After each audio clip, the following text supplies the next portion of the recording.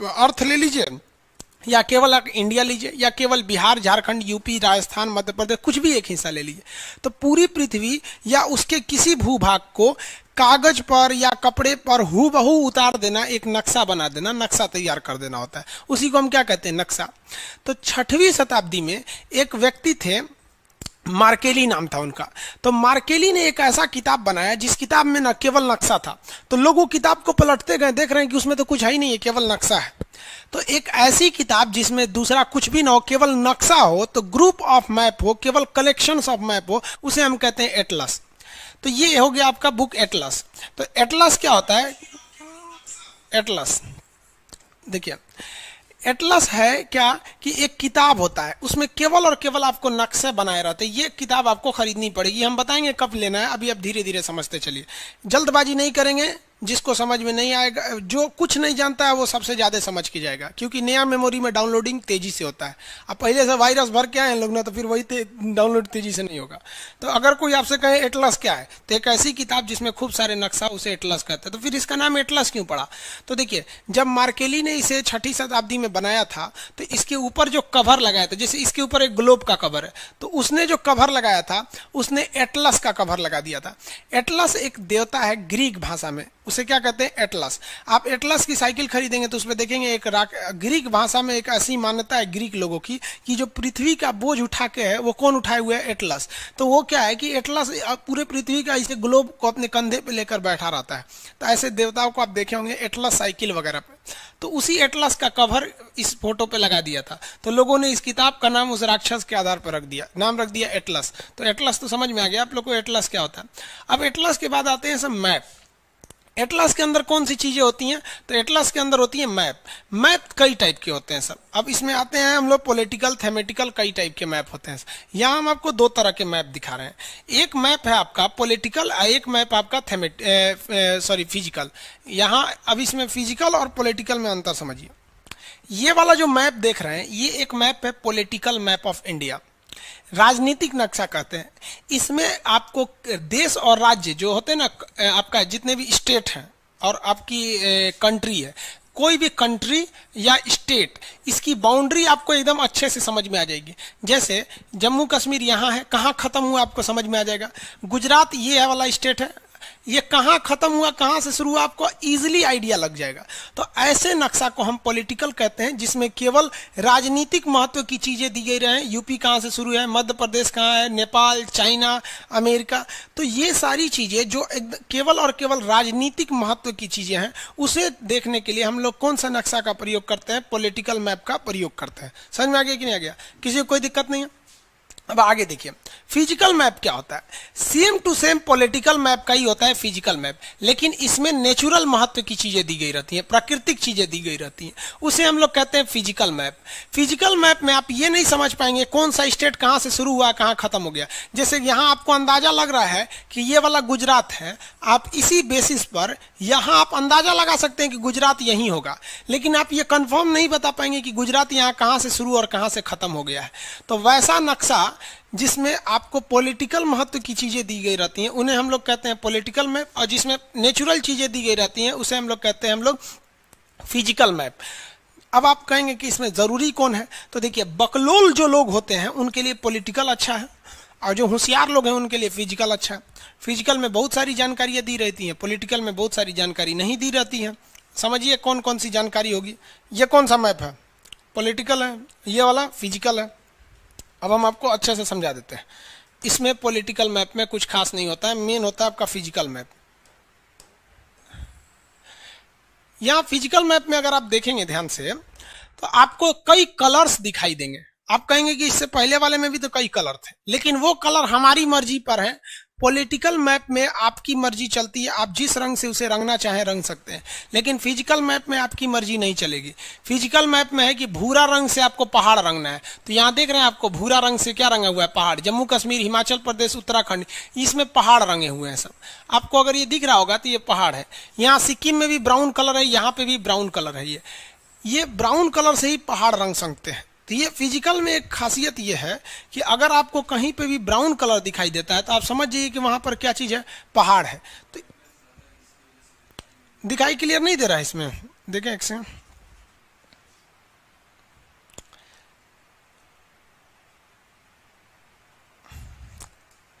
Good afternoon बाबू।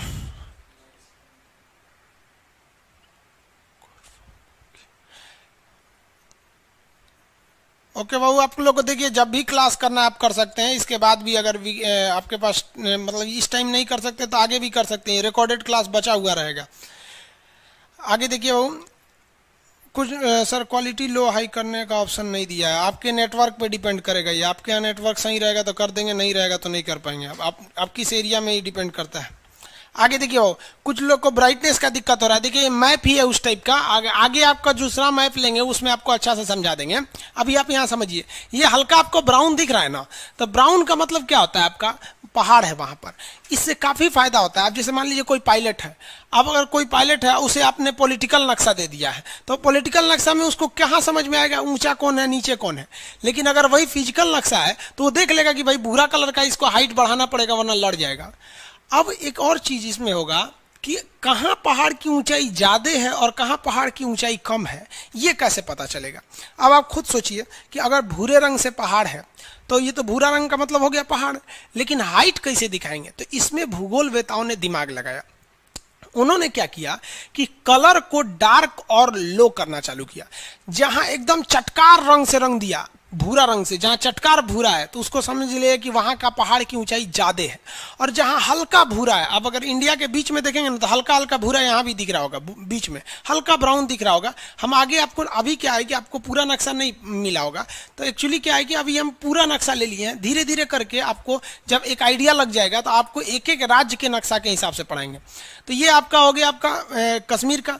तो अगर colour भूरा है, डार्क कलर है, तो मतलब समझिए उस चीज की वैल्यू ज्यादा है। यानी भूरा कलर किसको दिखाता है, तो भूरा कलर दिखाता है आपको भाई पहाड़ को, तो पहाड़ वहां पे ज्यादा है।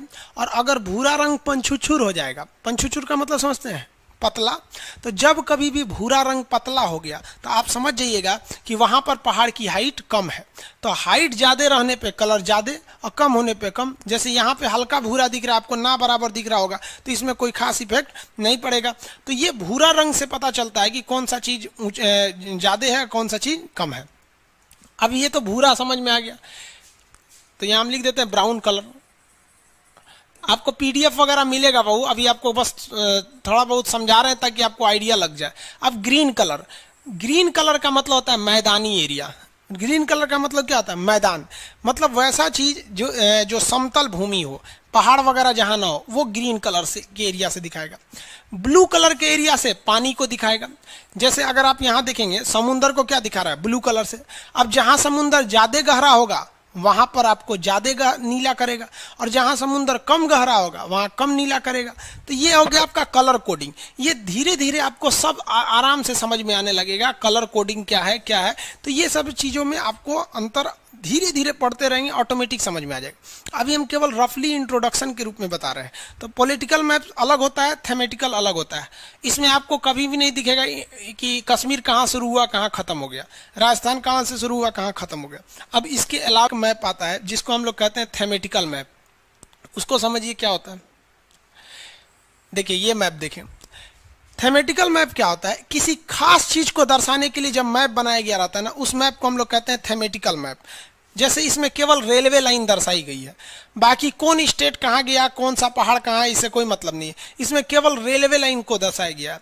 तो जब किसी खास चीज को दर्शाने लगे तो उसे क्या कहते हैं हम लोग, थेमेटिकल मैप।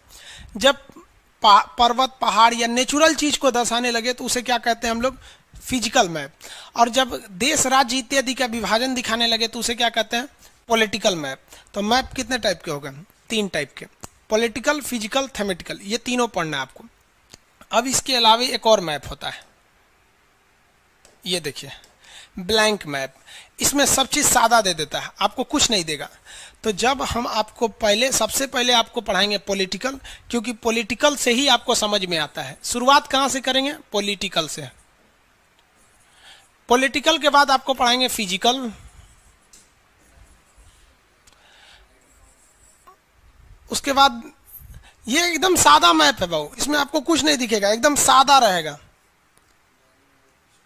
इसमें कुछ पता ही नहीं चलेगा। सबसे टफ होता है यही ब्लैंक वाला, देखिए इसमें आपको एकदम सादा मैप मिलेगा। इसके बाद आएगा थेमेटिकल। थेमेटिकल जब ये तीनों पढ़ लेंगे तब आप पढ़ेंगे ब्लैंक मैप। तब आपको ये वाला सादा मैप दे दिया जाएगा। इसमें क्या होगा सादा में कि आपको कुछ दिया ही नहीं रहेगा, आपको अपने अंदाज से भरना पड़ेगा ब्लैंक मैप में। तो अभी आप ये रफली एक ओवरव्यू समझिए। इसके अलावा देखिए मैप कितने टाइप का पहले पढ़ेंगे, पॉलिटिकल, फिर थेमेटिकल, उसके बाद पॉलिटिकल, फिजिकल, थेमेटिकल, उसके बाद ब्लैंक मैप में भरेंगे। ये सारी चीजें आपको एटलस में मिलेंगे। अब इसके बाद आएगा आपका ग्लोब। ग्लोब जो होता है ना, ये अर्थ का एक रियल व्यू की तरह होता है, इसी पृथ्वी को एक लगभग। लेकिन इसकी एक खराबी क्या होती है कि भाई इसको आप हर जगह नहीं ले जा सकते। तो सबसे लास्ट में आपको क्या पढ़ना पड़ेगा, ग्लोब पढ़ना पड़ेगा। एकदम लास्ट में आपको पढ़ना है ग्लोब। इस ग्लोब के बारे में लास्ट में। अब इसमें आप पढ़ेंगे कि पृथ्वी अगर इधर से देखेंगे तो 22.5 डिग्री झुका है, जमीन से देखेंगे तो 66.5 डिग्री झुका है। तो ये सब एंगल वगैरह के बारे में, अक्षांश क्या है, देशांतर क्या है, ये सब चीजों को आपको ग्लोब में पढ़ना है। अब हम लोग मेन स्टार्ट करते हैं अपना टॉपिक पे। अभी तक जो था इंट्रोडक्शन टाइप का था, उस आपके लिए उतना इंपॉर्टेंट नहीं था। देखिए यहाँ ध्यान से, पृथ्वी लगभग जियोड की तरह है। जियोड मतलब पचका ढचका है। हम इसे अभी हल्का में गोल मान के चलते हैं अभी फिलहाल, और ना एक ही दिन में सारा कॉन्सेप्ट समझेंगे ना तो पगला जाएंगे, कहेंगे मैप तो हम समझिए नहीं पाएंगे। यहाँ देखिए पृथ्वी जो है ना, अर्थ लगभग हल्का सा इस टाइप का गोल सा है। अब इसके बीचों बीच से एक काल्पनिक रेखा खींची गई है। इस इमेजिनरी लाइन को हम इक्वेटर कहते हैं। इसे इक्वेटर क्यों कहते हैं भैया, तो इक्वेटर इसीलिए कहा जाता है क्योंकि ये पृथ्वी को एकदम इक्वल बांटता है। हम इक्वल नहीं बांट रहे, इक्वल बांटने वाले को हम कहते हैं इक्वेटर। तो ये इक्वेटर हो गया। इसे हम लोग 0 डिग्री के हिसाब से दर्शाते हैं। इसे कितने डिग्री कहते हैं, 0 डिग्री कहते हैं इक्वेटर। इक्वेटर को हम शॉर्टकट में यहाँ ई लिख देते हैं तो आप समझ जाएंगे इक्वेटर हो गया। इसे हम लोग हिंदी में कहते हैं भूमध्य रेखा। लेकिन आप एक बात बताइए, आप इस क्लास में हिंदी पढ़ने आए हैं कि भूगोल पढ़ने आए हैं? आप भूगोल पढ़ने आए हैं तो यहाँ हिंदी भाषा नहीं चलेगी, भूगोल की भाषा पड़ेगी, जिसे कहते हैं विषुवत रेखा। विषुवत रेखा यहां से समझते चलिएगा आप। कंटिन्यू यहाँ पे आपको इंडिया वर्ल्ड सब के बारे में पढ़ना है। अभी आपको थोड़ा बहुत फर्स्ट क्लास है इसलिए आपको थोड़ा सा अनकंफर्टेबल लगता होगा, लेकिन यहाँ से आपको समझ में आने लगेगा। पृथ्वी के बीचों बीच से गुजरने वाली काल्पनिक रेखा, ऐसे भगवान ने कोई रेखा नहीं खींचा है, ये हम लोगों ने कल्पना करके खींच लिया है। इसके ऊपर वाला एरिया और नीचे वाला एरिया ये बराबर बांट देती है। इसे हम विषुवत रेखा या भूमध्य रेखा के नाम से जानते हैं। भूमध्य रेखा हिंदी में हो जाएगा, विषुवत रेखा आपका किस भाषा में होगा, भूगोल में विषुवत रेखा। अब हम लोगों ने कुछ सहूलियत के हिसाब से कुछ अन्य रेखाओं को डिसाइड किया है। ये तो पृथ्वी को बांट दिया। अब जो गोला था बाबू आप बताइए, पृथ्वी जो एक स्फेयर टाइप का था, गोला था, अब तो हमने उस गोला को आधा कर दिया। तो गोला को आधा करेंगे तो गोला हो जाएगा आधा, तो उसे कहेंगे गोलार्ध। क्या कहेंगे, गोलार्ध। और नीचे वाला भी क्या हो जाएगा, गोलार्ध, गोला का आधा। इंग्लिश में क्या कहेंगे, स्पेयर जो है, स्पेयर को आधा करेंगे तो क्या हो जाएगा, हेमी स्पेयर। स्पेयर को आधा करने पे क्या हो जाता है, हेमी स्पेयर हो जाता है।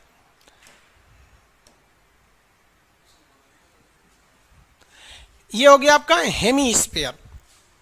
तो इसको हेमी स्पेयर, ये भी हेमी स्पेयर। ऊपर के भाग को उत्तर कहते हैं यानी नॉर्थ, और नीचे के भाग को दक्षिण कहते हैं यानी साउथ। अब धीरे धीरे एक एक चीज आपके साथ नया नया जुड़ते जाएगा। पृथ्वी को बीचों बीच से डिवाइड करने वाली रेखा को इंग्लिश में कहते हैं इक्वेटर लाइन, उसको एंगल में कहेंगे तो 0 डिग्री, हिंदी में कहेंगे भूमध्य रेखा, भूगोल में कहेंगे तो विषुवत रेखा। इसके ऊपर का आधा गोला गोलार्ध, नीचे का आधा गोला गोलार्ध। ऊपर वाला उत्तरी गोलार्ध, नीचे वाला दक्षिणी गोलार्ध। हम किस गोलार्ध में रहते हैं भैया, तो हम लोग रहते हैं उत्तरी गोलार्ध में। इंडिया टोटली ऊपर में है। अगर देखेंगे ना इंडिया को, तो इंडिया टोटली किस बार में, उत्तरी गोलार्ध में। तो हम लोग किस हेमिस्फीयर में, नॉर्दर्न हेमिस्फीयर में। अच्छा कौन हेमिस्फीयर है, नॉर्दर्न की साउदर्न? अच्छा तो भाई पूरी पृथ्वी है। नीचे में ना पानी ज्यादा है, ऊपर में जमीन ज्यादा है। तो 2 चीजें समझ में आ गया। गोलार्ध आपको धीरे धीरे समझेंगे आराम से, जिसको कुछ नहीं आता है पूरा अच्छा से समझ जाएगा। अब एक चीज देखिए, अर्थ जो है ना हल्का सा इसे झुका हुआ है। ये क्या है, झुका हुआ है। अब ये कितने डिग्री झुका हुआ है, 23.5 डिग्री। कितने डिग्री, 23.5 डिग्री। आज से 1.25 लाख साल पहले, लगभग 15 करोड़ साल पहले ये 18 डिग्री पे झुका हुआ था। अभी भी ये 24 डिग्री झुक गया है। कुछ दिन बाद जब इसकी नापी होगी ना तो 24 डिग्री आ जाएगा। तो ये कितने डिग्री झुका हुआ है, तो 23.5 23.5 तो यहां से कितने डिग्री है 23.5, तो 23.5 डिग्री के पास एक रेखा खींचेंगे ऊपर की ओर और 23.5 डिग्री के पास एक रेखा खींचेंगे नीचे की ओर। अब आप कहेंगे कि सर ये सीधा क्यों नहीं खींच रहे हैं, तिरछा क्यों खींच रहे हैं? तो किसी भी फुटबॉल के ऊपर आप अगर सीधा रेखा खींचेंगे तो सीधा खींचेबे नहीं करेगा। रियल में अगर आप फुटबॉल लेके खींचेंगे ना तो खींचेंगे सीधा, लेकिन दूर से कैसा लगेगा, तिरछा। तो ये 23.5 पे है, ठीक है। ये भी नीचे वाला 23.5। हम ये 23.5 क्यों लिए हैं? क्योंकि पृथ्वी 23.5 डिग्री पे झुकी हुई है। अब यहां देखिए, तो यहां से हमने जो 23.5 ऊपर वाला लिया और 23.5 नीचे वाला ले लिया। ये कितना है भैया 23.5 डिग्री, और ये भी कितना है 23.5 डिग्री। अब आप बताइए, ये तो उत्तर दिशा में हो गया नॉर्थ, ये तो साउथ हो गया दक्षिण दिशा में। अब दो चीजें यहां समझिए, ये डिग्री निकालते कैसे हैं ये आप ग्लोब में पढ़ेंगे। फर्स्ट क्लास में आप ग्लोब नहीं पढ़ेंगे, पहले आप मैपिंग पढ़ेंगे। जब मैप कंप्लीट हो जाएगा तब आप ये एटलस देखेंगे। जब पूरी दुनिया का आइडिया लग जाएगा तब ग्लोब में समझेंगे। आपके मन में एक जिज्ञासा आ रही होगी, सर अक्षांश क्या है, लॉन्गिट्यूड लेटीट्यूड, लेकिन अभी आप उसको समझ नहीं पाएंगे। बैटरी ले तो डिस्चार्ज हो गया।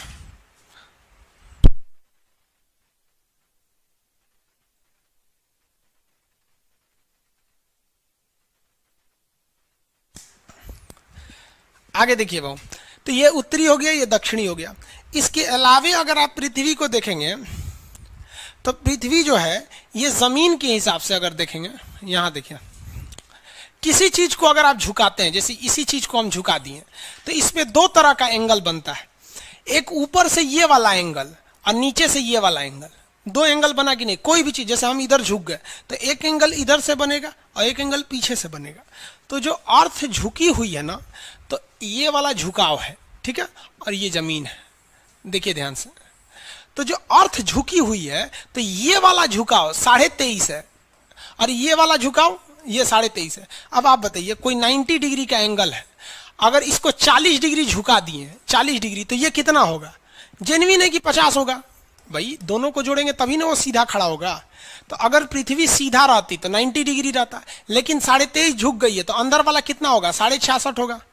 66.5 होगा कि नहीं? आप खुद देखिए, 90 डिग्री में किसी चीज को झुकाएंगे एक ओर से, तो अगर इधर से 10 हुआ तो इधर से 80 बचेगा। उसी तरह पृथ्वी अगर सीधा रहती तो 90 पे रहती, 23.5 झुका दिए तो इधर से 23.5, तो इधर से कितना होगा? 66.5 होगा। तो 66.5 डिग्री हो जाएगी पृथ्वी।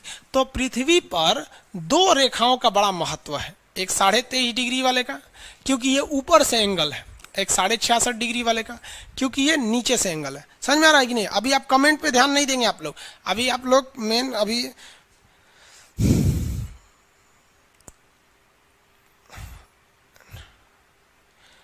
वैलिडिटी कितना होगा कोर्स का? भाई कोर्स खत्म हो जाएगा, वैलिडिटी खत्म हो जाएगा। आगे देखिए, ये सब प्रियांशु कुमार कह रहे हैं कि सर ये सब तो हम 6 में पढ़े थे। तो फिर 6 में पढ़े थे तो अभी तक आपका नौकरी हो जाना चाहिए था।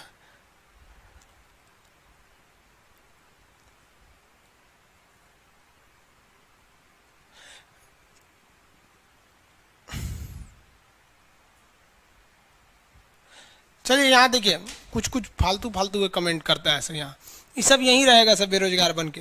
देखिए ध्यान से, 66.5 और 23.5 डिग्री, ये दो तो महत्व हो गए सब। अब यहां देखिए, इसके ऊपर वाला जो रेखा खींचा जाता है ना, ये वाली रेखा और ये वाली रेखा, ये 66.5 डिग्री है, 66.5, और ये भी कितनी होगी? 66.5। अंतर क्या होगा? ये होगा नॉर्थ और ये होगा साउथ। अब इन रेखाओं का अलग अलग नाम है। अगर 23.5 डिग्री ऊपर में है तो इसे ट्रॉपिक ऑफ कैंसर या कर्क रेखा कहते हैं, और वही 23.5 डिग्री नीचे है तो इसे ट्रॉपिक ऑफ कैप्रिकॉन या मकर रेखा कहते हैं। ट्रॉपिक ऑफ कैप्रिकॉन या मकर रेखा कहते हैं। ये दो रेखाएं हो गई सब यहाँ। अब आप अच्छे से समझिए, अब ऊपर वाला जो है उसे कहते हैं आर्कटिक, नाम है इसे आर्कटिक, और नीचे वाले को कहते हैं अंटार्कटिक, नीचे वाले को अंटार्कटिक। ये रेखाएं याद रखेंगे, इसका काफी ज्यादा यूज होगा क्योंकि इसको शुरुआत में ही बता दे रहे हैं। टोटल कितनी रेखा हो गई बिना देखे आप बताएंगे आंख बंद करके। बीचों बीच वाली रेखा विषुवत रेखा, बीचों बीच में विषुवत रेखा, ऊपर में गया 23.5 डिग्री कर्क रेखा, नीचे में 23.5 डिग्री मकर रेखा। इंग्लिश में बोलिए, बीचों बीच वाला विषुवत रेखा को इंग्लिश में क्या कहेंगे? इक्वेटर। 23.5 ऊपर वाला क्या हो गया? ऊपर वाला 23.5 क्या हो गया? ट्रॉपिक ऑफ कैंसर, और नीचे वाला 23.5 ट्रॉपिक ऑफ कैप्रिकॉन, ऊपर वाला 66.5 आर्कटिक, आर्कटिक, और नीचे वाला 66.5 अंटार्कटिक, नीचे वाला अंटार्कटिक, ऊपर वाला आर्कटिक। हो गया। अब इसका महत्व क्या है, आखिर इतना क्यों बताया जा रहा है, आखिर इसका कुछ ना कुछ तो यूज होगा। समझिए, यूज समझते हम लोग।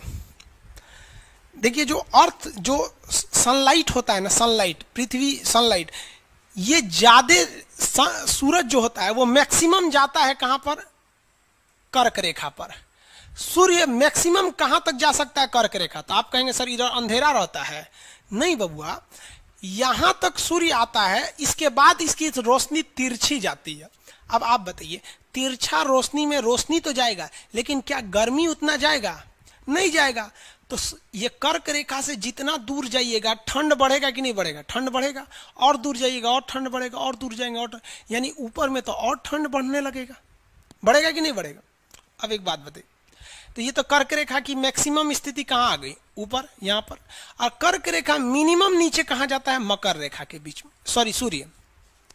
तो सूर्य किन दो रेखाओं के बीच में सीधा चमकता है, तो कर्क रेखा और मकर रेखा के बीच में सूर्य की किरणें सीधा चमकती हैं, इसके अलावा ये तिरछा चमकती हैं।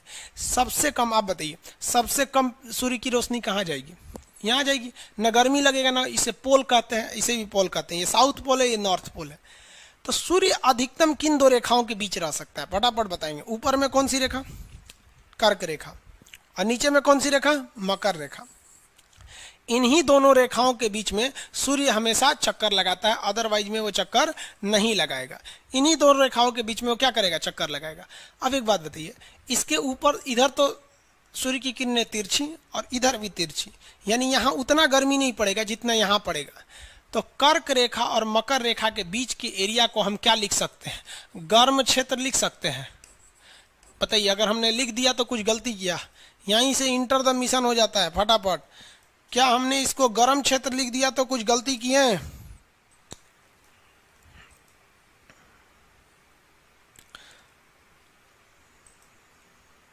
फटाफट बताएंगे।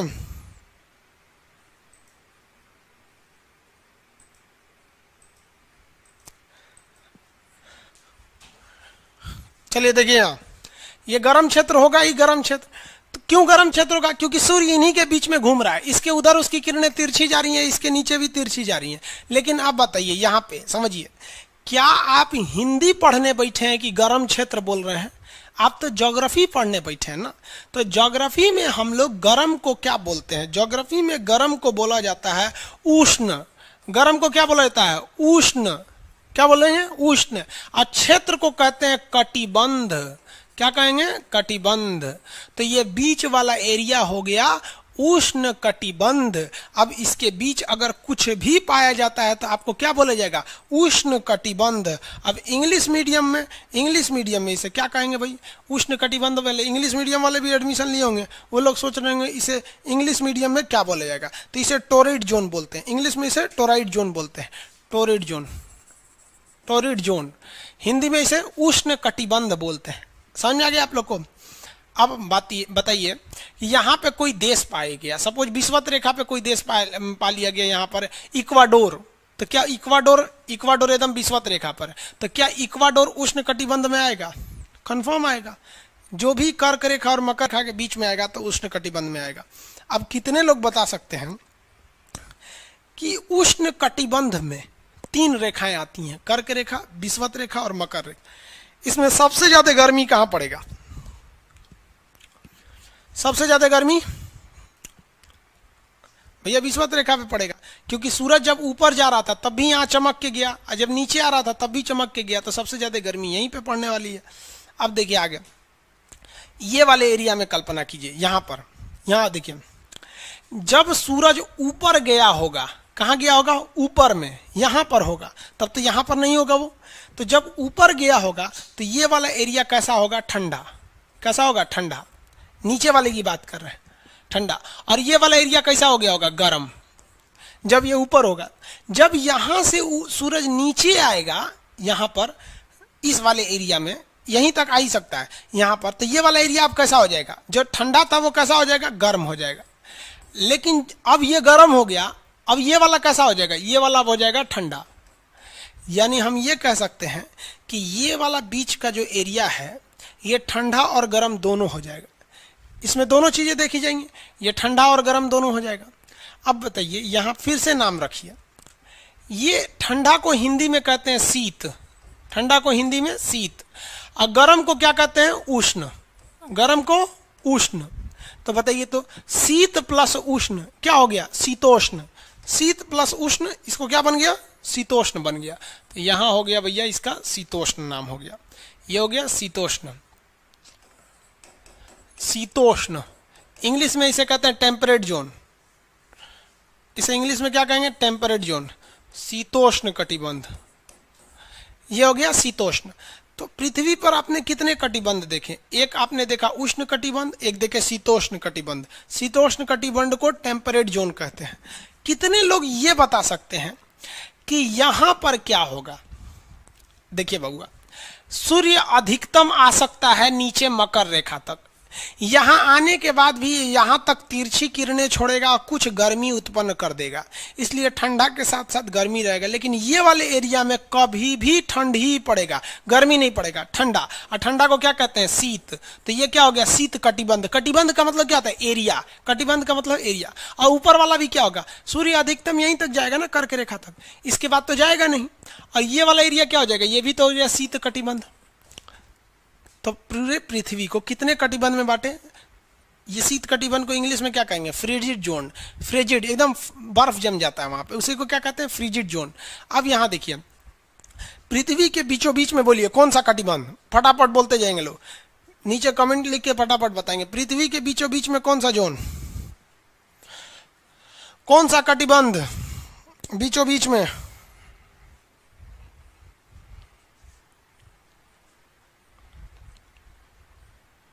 शीत कटिबंध, बीचों बीच में शीत कटिबंध आएगा।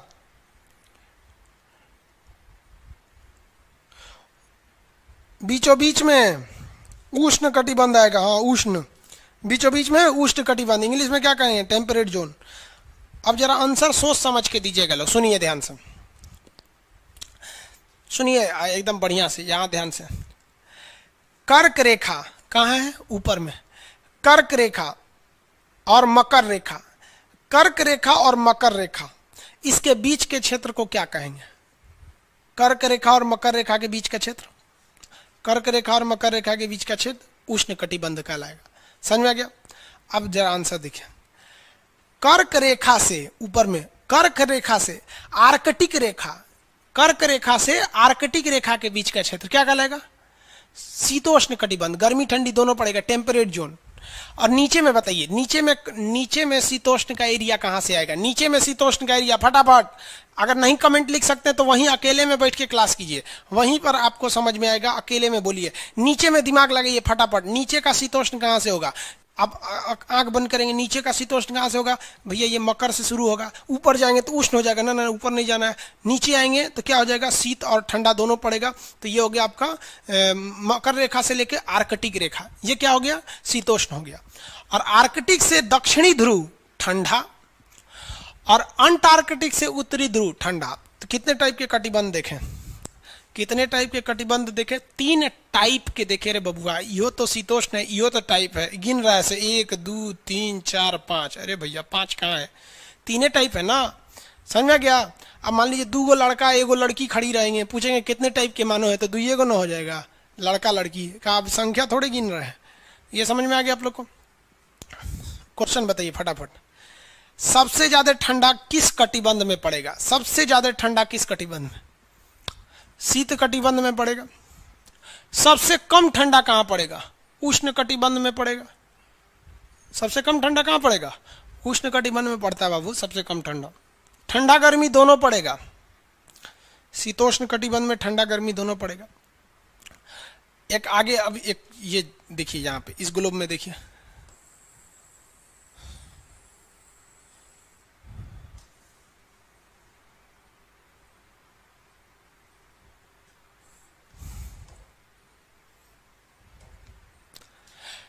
ये बताएंगे लोग कौन सी रेखा है, जल्दी फटाफट आंसर दीजिए, कौन सी रेखा है ये, आंसर देते रहिए आप लोग फटाफट। चलिए गुड, विषुवत रेखा है ये। कौन सी रेखा? विषुवत रेखा, इक्वेटर। चलिए अब हम आपको केवल एक एरिया घेर के बताते हैं, आप बताइए कौन सा कटिबंध होगा। बोलिए ये कौन सा कटिबंध होगा, फटाफट बोलिएगा। कौन सा कटिबंध है ये है भैया टोरिड जोन या उष्ण कटिबंध। समझ में आ गया ये वाला। अब दूसरा हम घेरते हैं, आप बताइए क्या ये कौन सा कटिबंध होना चाहिए यहाँ पर। ये तो बता दिया आप लोगों ने। ये बताइए तो जहां ये बताइए जहां हम हाथ चला रहे हैं, ये कौन सा होगा? आइडिया लगाइए कौन सा होगा ये, फटाफट लगाइए आइडिया कौन सा होगा ये। और ये वाला भी, ये कौन सा कटिबंध है, फटाफट बताएंगे लोग। ये वाला है भैया, जल्दी जल्दी इंग्लिश में बोलते हैं temperate zone. Temperate zone Hindi में, हिंदी में हो गया आपका शीतोष्ण कटिबंध। चलिए आप कितने लोग देखते हैं बता देते हैं, फटाफट बता देंगे लोग। वेरी गुड वेरी गुड बाबू, आंसर इतना तेज दीजिए कि हम पढ़ ना सके। आप देखिए आंसर कितना तेजी से आ रहा है, इस तरह से आंसर दीजिए कि पढ़ ही ना सके हम यहाँ पर। खैर हम एक्चुअली मोबाइल में इसलिए देखते हैं ताकि हमको भी एहसास हो कि आपको कैसा दिख रहा है। स्क्रीन पे देखते हैं तो फिर दूर पड़ जाता है वहाँ पर। अब बुढ़ा गए, अब हमको चश्मा लगाना पड़ेगा, स्क्रीन पे उतना दूर से नहीं दिखता है। चश्मा लगा लेते हैं तो स्क्रीन पे पढ़ेंगे। उम्र बढ़ जाने के बाद ना आँख नाक कान सब खराब हो जाता है। चलिए देखिए ध्यान से, बुढ़ौती आ गया मेरा। कितने लोग आंसर देंगे, लोग फटाफट बताएंगे हम। एक बार में हमें लिखते के साथ आंसर आना चाहिए।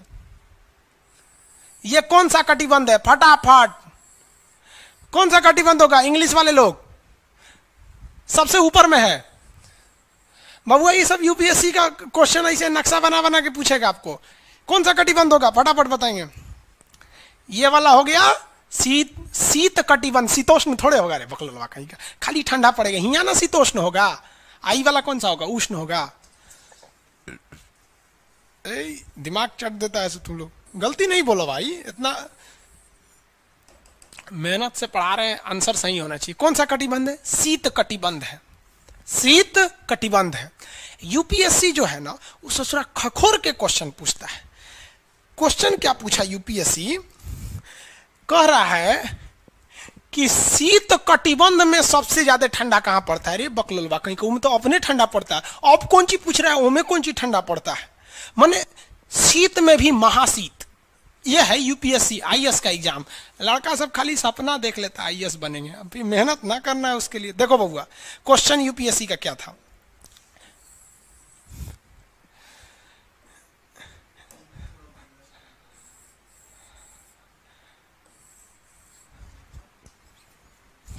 आवाज में झंझनाहट हो रहा है क्या? -10 कर देते हैं। अब कैसा आवाज, क्लियरिटी अब चेक करें तो थोड़ा सा झंझनाहट कम है, ठीक है। थोड़ा बहुत झंझना जाता है बाबू, हमारा गले खराब है, भगवान अजीब टाइप का बना दिया गला मेरा।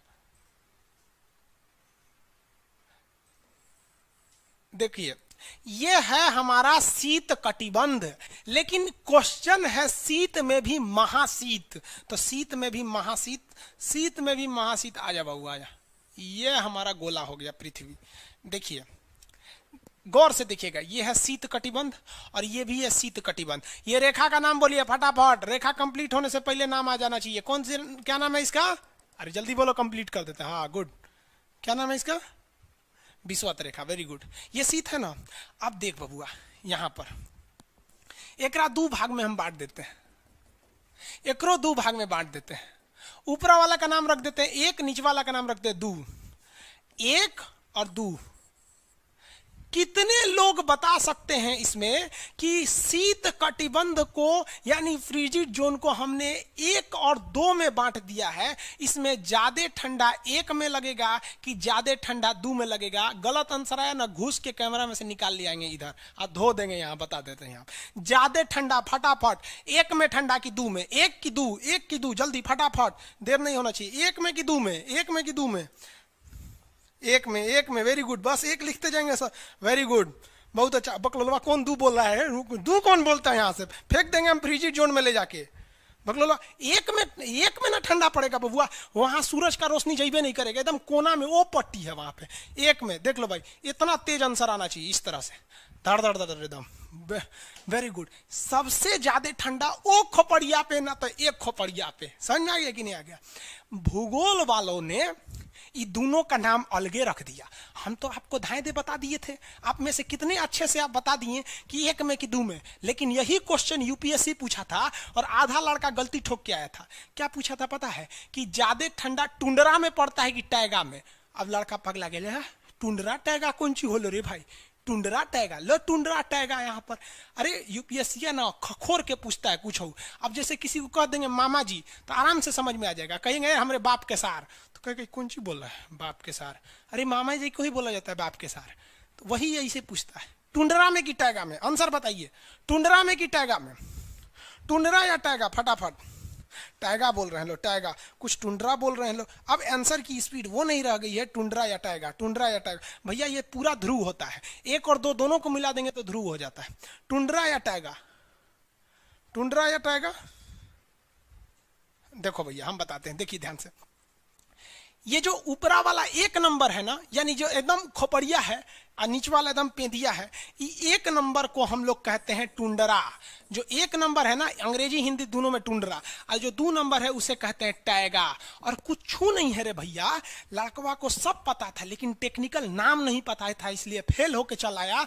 एक नंबर में ज्यादा ठंडा पड़ेगा क्योंकि ये सूर्य से विषुवत रेखा से बहुत दूर है, और ये एक नंबर में ज्यादा, इसी को कहते हैं टुंड्रा और इसको कहते हैं टैगा। बताइए क्वेश्चन कहेगा सबसे कम पेड़ पौधे यानी सबसे कम वनस्पति, एकदम लीस्ट क्वांटिटी ऑफ इन्वायरमेंट, सबसे कम जीव जंतु कहां पाए जाएंगे रे भैया? टुंड्रा में कि टैगा में? ये ठंडा में कौन जाएगा मरने ससुरा, हम जैसन बूढ़ सड़ आदमी को तो फालिज मार देगा वहां जाके। तो सबसे कम जीव जंतु कहाँ बाबू रे, कहाँ? तो सबसे कम जीव जंतु एक नंबर पे, एक नंबर को क्या कहते हैं? टुंड्रा। समझ आ रहा है कि नहीं आ रहा है? अभी बताइए, जैसे जैसे हम टुंड्रा से बढ़ेंगे विषुवत रेखा की ओर, जैसे जैसे बढ़ेंगे क्या टेम्परेचर बढ़ेगा? टेम्परेचर बढ़ेगा कि नहीं बढ़ेगा बबुआ? बढ़ेगा।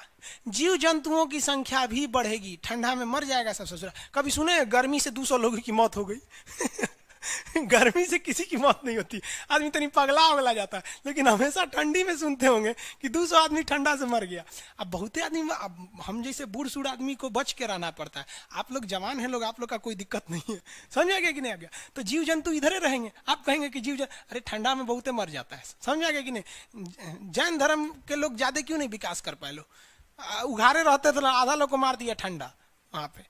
तो समझिए ध्यान से, तो ये ऊपर जाएंगे तो जीव जंतुओं की संख्या बढ़ेगी। अब बताइए इसमें, देखिए बताइए खटाखट, देखते कितना तेज आंसर देता है। आंसर एकदम जबरदस्त। हाँ भाई ऐसे स्क्रीन चलना चाहिए, धड़ाधड़, खुशी हो जाएगा भाई। यहाँ पे आप टेंशन नहीं लीजिए, जो ऑफर में एडमिशन लिए 200-150 में, जो ऐसे लिए 200 में, आपको जब कोर्स कंप्लीट होगा ना तो आपको लगेगा कि इसके लिए 2000 भी कम था। टेंशन नहीं लीजिए। देखिए ये वाला पूरा कटिबंध बताइए, टुंड्रा और टैगा मिला के बोलेंगे तो उसे कहेंगे शीत कटिबंध। जब टुंड्रा और टैगा दोनों मिला दीजिएगा तब हो जाएगा शीत, और शीत में से महाशीत टुंड्रा और कम शीत टैगा। हई रेखा बोलो बबुआ, हई रेखा, विषुवत रेखा। बताओ बबुआ हई कौन सा क्षेत्र है? बताओ बबुआ, बीच वाला, जल्दी फटाफट। उष्ण कटिबंध। कौन सा कटिबंध? उष्ण कटिबंध। ये शीतोष्ण, ये शीतोष्ण, ये शीत कटिबंध। हो गया? किसी को कोई दिक्कत नहीं है कटिबंध में? टुंड्रा टैगा में कोई दिक्कत नहीं है? आगे बढ़ जा। अरे टुंड्रा टैगा में दिक्कत नहीं ना है? Very good. टुंड्रा टैगा में कोई दिक्कत नहीं, वेरी गुड।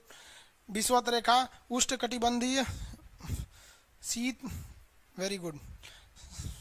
अरे इसमें इमोजी कौन लिख के भेज रहा है? ये इस आपको होने बतियाने का आदत लगा है, इमोजी लिख के भेज देता। कहीं बकलोल कहीं इमोजी कौन सी पढ़ेंगे हम? इमोजी लड़कियां बना बना भेज रही हैं सब। टुंड्रा बोल रहे हैं तो अपन फोटो भेज रही है। ये तो इमोजी लिख के मत भेजिए आप लोग। अरे जो लिखना है लिखिए ना, इमोजी भेजता है सब। हिंदी मीडियम वाला तो कई को पता नहीं इमोजी मतलब कौन सी वाला। और जन सियार ऐसा पीला पीला मुखटवा बना रहता है, इमोजी बोला जाता है। चल बाबू आप तो एक तो बहुत जबरदस्त चीज दिखाते हैं। नक्शा का इंपॉर्टेंस देखिए,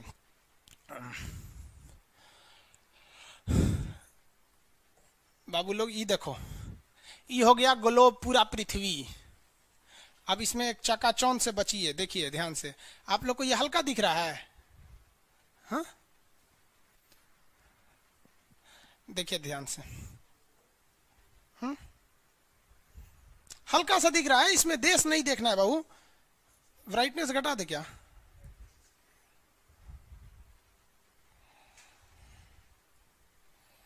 देखिए यहां फटाफट देखेंगे लोग, ये रेखा बोलिए फटाफट, कौन सी रेखा है बीचों बीच से जा रही है? ये रेखा है विषुवत रेखा। कौन सी रेखा? विषुवत रेखा। हमारा प्यारा भारत ये रहा, हमारा सारे जहां से अच्छा, ये हमारा हिंदुस्तान उत्तरी गोलार्ध में है, northern hemisphere of the earth. ये हमारा कौन सी रेखा?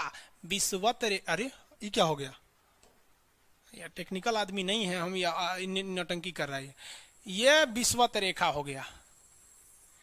ये बबुआ एगो बात बता, तो जो विषुवत रेखा है वही ना सबसे ज्यादा गर्मी पड़ेगा। सबसे ज्यादा गर्मी कहां पड़ेगा? विषुवत रेखा पे पड़ेगा, क्योंकि सूर्य जाता है अधिकतम कहां तक? ये कर्क रेखा तक। कर्क रेखा भारत के बीचों बीच से गुजरती है, आपको भी पता है, 8 राज्यों से। थोड़ा बहुत तो आप भी पढ़े होंगे, शॉर्टकट, गमछा झाड़ू सब फालतू चीज होता है। अब यहां देखिए, ये तो है मकर रेखा बबुआ, ये है मकर रेखा, यही है ना मकर रेखा, इसमें तो किसी को दिक्कत नहीं है। अब एक बात बताओ बाबू, ध्यान से देखो, सूर्य मकर रेखा से जाएगा कहां पर? कर्क रेखा तक, और कर्क रेखा पर जाने के बाद यह वापस आएगा कहां पर? मकर रेखा पर। यानी कैंसर और ट्रॉपिक इसी के बीच में घूमेगा ना, इसी के बीच में घूमेगा। अब जरा देखिए, जाते वक्त भी एक बार विषुवत रेखा पे चमक के गया सीधे, और आते वक्त भी एक बार विषुवत रेखा पे चमक गया, यानी 2 बार तो खड़े चमका। और जब सूर्य यहां पर होगा तो इधरों देख रहा होगा, इधरों देख रहा होगा, उस वक्त भी विषुवत रेखा को देख लिया। अब जब सूर्य नीचे होगा तो इधर भी देख रहा होगा, गर्मी दे रहा होगा, और इधर भी देख रहा होगा। यानी ससुरा अगर आप विषुवत रेखा पे रह गए ना, जान ले लेगा सूर्य आपका, इतना ना गर्मी करेगा। इसलिए विषुवत रेखा पे जितने देश है ना, वहां के लोग एकदम मंगरैला की तरह काला होते हैं सब, इतना भयानक काला होता है सब कि उनको देखकर हिंदुस्तान का अगुआ भाग जाएगा। दुल्हन की तो बातें छोड़िए, लेकिन जितना सुंदर लड़की होती है सब ना, बहुत सुंदर लड़की, वो देखिएगा जब टेढ़ लड़का पसंद करती है सब। सुंदर लड़की को बुद्धि पता नहीं कहाँ होता है। एक्चुअली भगवान जो है ना, सुंदरता बनाए, देखिए अगर किसी चीज में समय देंगे तो दूसरे चीज से समय काटना पड़ेगा। तो भगवान जिसको सुंदर बनाया ना, खूब सुंदर, तो उसको कुछ ना कुछ कहीं ना कहीं से समय काट लिया। तो जो बुद्धि बना रहा था तो बुद्धि काट लिया। तो जितना देखिए, जितना सुंदर लड़की की रहेंगी सर, अजबे सबसे फसल रहती है सर, एकदम खौराइल रहेगा, खूब सुंदर लड़की लेके घूमेगा। आप देखिए ना, एकरे देख लीजिए, ऐश्वर्या राय को कोना से बिया की हूँ, अभिषेक बच्चन, ओकरा से तो अच्छा अमिताभ था। सानिया मिर्जा को देख लीजिए, पगली, ओकरा पाकिस्तान मिलल था। बताइए, हम लोग उस टाइम खालिए थे लोग। हाँ, अजब हाल है भाई, अजब। प्रियंका चोपड़ा को देखिए, वो ऐसा ना जेसीबी ऐसा आदमी से शादी कैले, बुझाता हो का आदमी बुलडोजर है, तो वही हो गया हमें। तो यहाँ पे जितना मिलेगा सब ना, सब का सब मिलेगा सब काला काला। और हिंदुस्तान में जो बनेगी आलिया, उसी को मिलेगा कालिया यहाँ पर। तो सबसे ज्यादा गर्मी बताओ बबुआ कहाँ पड़ेगा? विषुवत रेखा, इक्वेटर, जितना इक्वेटर का एरिया है सबसे भयानक गर्मी झेलता है। सबसे भयानक गर्मी कौन झेलेगा बबुआ? इक्वेटर वाला। अब एक बात बता बाबू ध्यान से, अगर हम इक्वेटर से दूर जाएंगे तो गर्मी पड़ेगा कि ठंडा? ठंडा पड़ेगा। गर्मी वाले एरिया में लोग काले हो जाते हैं और ठंडी वाले एरिया में गोरे हो जाते हैं। यानी विषुवत रेखा से जितना दूर जाएंगे आप गोरे होते जाएंगे और वहां ठंडा लगने लगेगा। विषुवत रेखा के पास आएंगे तो काले हो जाएंगे, गर्मी लगेगा। अब एक काम करते हैं, और ये क्या निकल गया? हाँ चलिए, क्वेश्चन देखिए, फटाफट बताइए आंसर। देखते हैं कितना समझदार हैं लोग, कितने इंटरेस्ट लेके पढ़ रहे हैं आप लोग। देखिए, ये हमारा हिंदुस्तान, इंडिया हमारा। चलो बबुआ, ये रेखा देखिए, कौन सी रेखा बताइए फटाफट? विषुवत रेखा। विषुवत रेखा है ना जी, पृथ्वी के बीचों बीच से जा रही है। जैसे जैसे हम इससे दूर जाएंगे ठंडा पड़ेगा, लोग गोरे हो जाएंगे। जैसे जैसे करीब आएंगे गर्मी पड़ेगा, लोग काले हो जाएंगे। हिंदुस्तान में देख रहे बबुआ, हिंदुस्तान में जल्दी से फटाफट, अब कमेंट ना बबुआ, फटाफट हिंदुस्तान, इंडिया में देखो, इंडिया में ये हमारा हिंदुस्तान। निचवा वाला केरला तमिलनाडु विषुवत रेखा के एकदम करीब है। तो साउथ के लोग में गर्मी ज्यादा पड़ता है और साउथ के लोग काला काला होते हैं। लोग साउथ इंडिया के लोग देखिएगा गोरे नहीं होते हैं, लेकिन जैसे जैसे आप विषुवत रेखा से दूर जाएंगे ठंडी पड़ेगा और लोग गोरे हो जाएंगे। और ऊपर जाइए और गोरे होंगे, और ऊपर जाइए और गोरे होंगे। सबसे ऊपर चले जाइए, कश्मीर चले जाइए। कश्मीर, कश्मीर में खूब ठंडा, कश्मीर की कली, वाह वाह, समझ में आ गया। वहां कोई फेयर एंड लवली की जरूरत नहीं है। कश्मीर के लड़का लड़की सब गोरे होते हैं लोग। और नीचे दक्षिण भारत में देखेंगे तो सब झौंसल मिलता है, सब कुछ कुछ हीरोइन गोरी हो जाती हैं सब। अब बाल्टी में सोचो फेयर एंड लवली घोर के में नहा लेगी से तो गोर ना हो जाएगी। सब उस समय भूगोल का नियम काम नहीं करता है यहाँ पर। समझ में आ रहा है कि नहीं आ रहा है? तो साउथ के लोग काले क्यों होते हैं? अब भैया साउथ वाले लोग बुरा नहीं मानिएगा, और काला होना बुरा क्या, हम खुद काला है, हम क्या दूसरे को बोलेंगे। हम सफेद कुर्ता पहन लेते हैं ना तो लगता है जैसे बतासा में चिमटा घुसा हुआ है।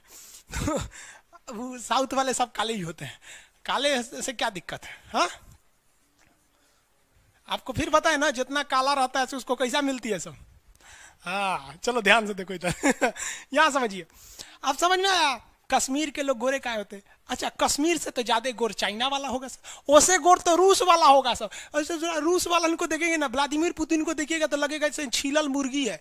अंग्रेज सबको ऐसे कर देता है सो तो खून दिखने लगता है यहाँ पे लाल लाल। समझाएगा कि नहीं? क्या भूगोल कितना इजी है ना? इजी नहीं है, बकलोल कहेंगे इजी नहीं लग रहा है इसको, सुतल है। आगे बढ़े तो जितने लोग विषुवत रेखा के करीब वाले हैं वो होंगे काले, बीवी में रहेगी गोरी। और जो ये कोई भूगोल का नियम नहीं है रे भाई, देखिए ध्यान से समझिए। अब ये तो कश्मीर वाला का मैटर समझ में आ गया आप लोग को। आगे बढ़े। अब यूपीएससी क्वेश्चन पूछा था कि विषुवत रेखा के पास का पेड़ का पत्ती चौड़ा होगा कि पतला? लड़का पगला गया, कहा गिरे ससुरा तो नहीं, इको न बात हुआ कि वहां का चौड़ा पत्ती होगा कि नहीं।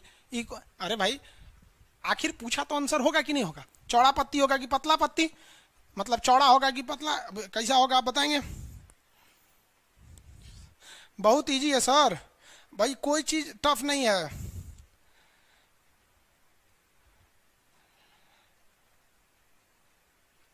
अरे बकललवा, डाउनलोड करने की सुविधा ना स्क्रीनशॉट ले सकते हैं ना डाउनलोड कर सकते हैं, ये सुविधा नहीं मिलेगा। चलिए ध्यान से समझिए। अब यहाँ पर पत्ती के बारे में हम लोग समझते हैं, पत्ती के बारे में। इधर देखिए फटाफट, अब कमेंट छोड़ दीजिए मेरी ओर देखिए।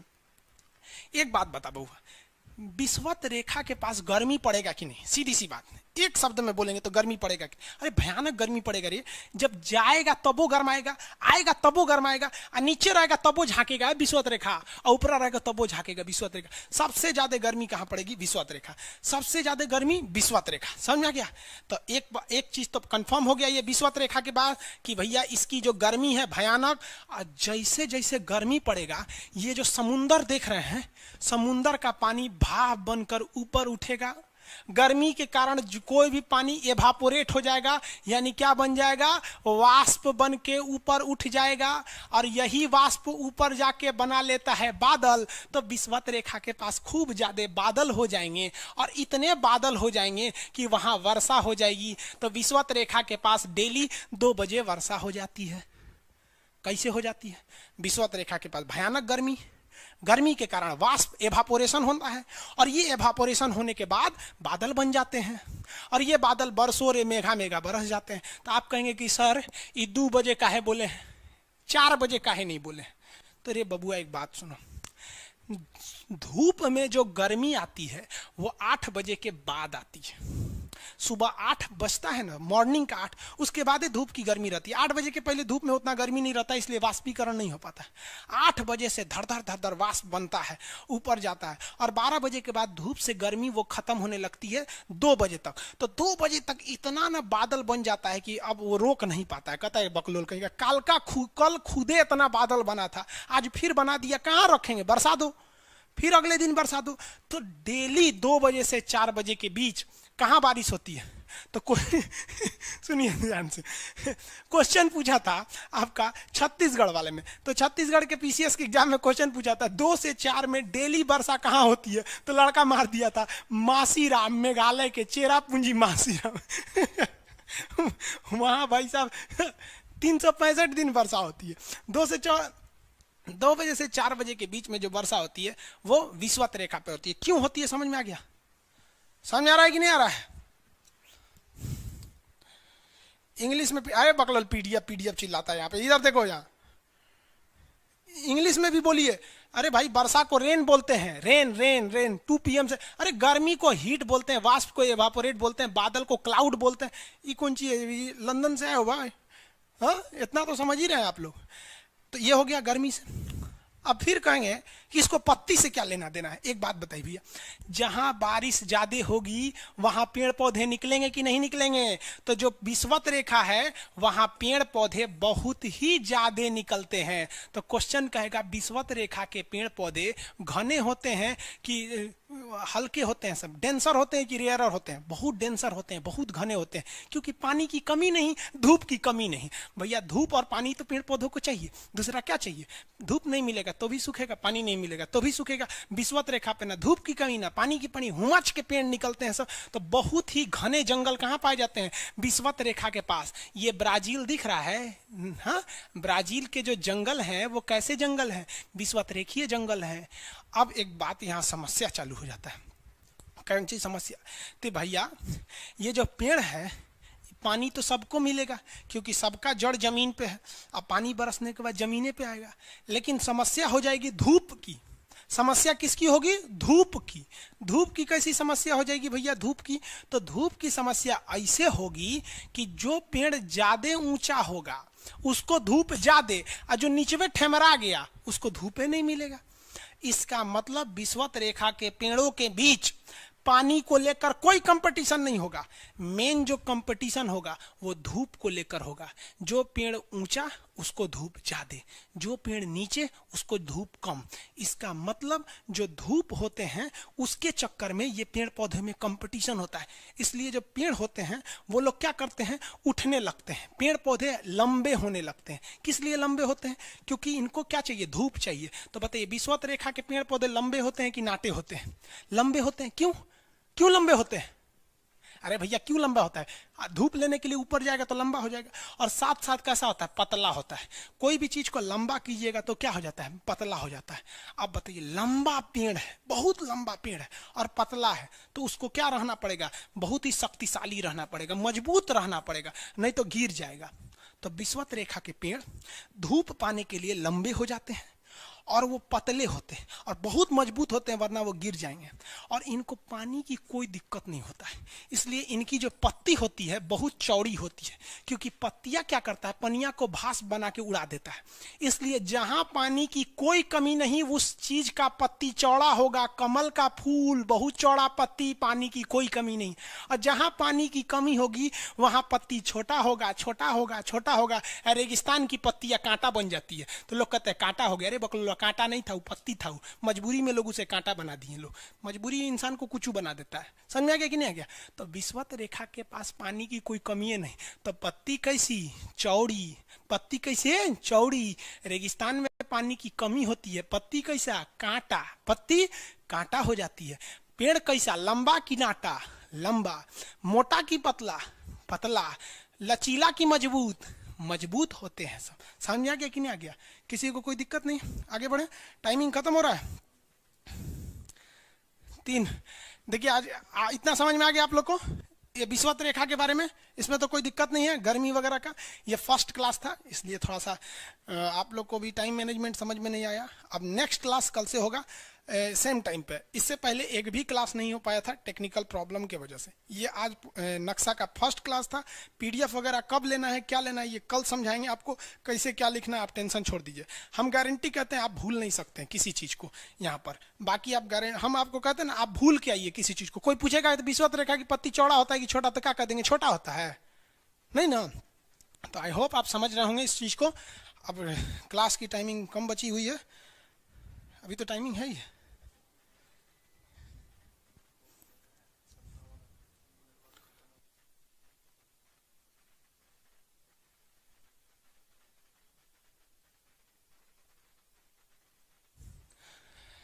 चलिए तो आप लोग को आज के लिए इतना ही रहने देते हैं, फिर मिलेंगे नेक्स्ट क्लास में। आपको सारी चीज़ों को समझा देंगे। आई होप आप इसको समझे होंगे। नेक्स्ट क्लास में मिलेंगे। जय हिंद।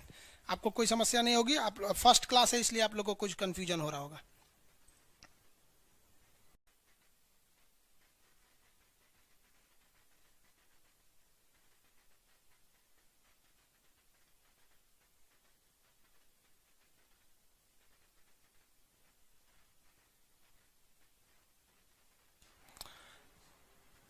देखिए वो थोड़ा सा सर्वर बहुत बिजी हो गया है, बहुत सारे लड़के आ गए हैं सब, और बैक एंड पे भी बहुत ज़्यादा हो गए हैं सब। सबसे बड़ा महाद्वीप हमारा कौन सा है? एशिया महाद्वीप है। दूसरा सबसे बड़ा आपका महाद्वीप कौन है? अफ्रीका महाद्वीप है। सबसे बड़ा महाद्वीप में एशिया। हो गया, लड़के लोग जुड़ गए। देखिए जुड़ने दीजिए, जल्दी जुड़िए।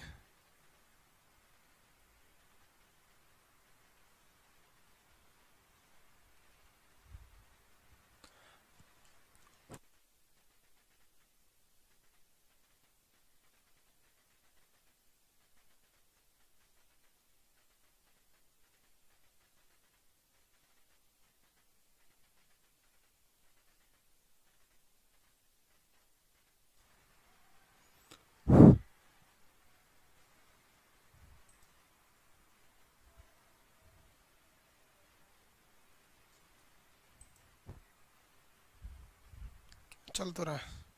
देखिए आज आप लोग का अगर लाइव नहीं आ पा रहा है तो एक बार एप्लीकेशन क्लोज करके फिर खोलेंगे, लाइव आ जाएगा। आज एडमिशन हर हाल में हम क्लोज कर देंगे।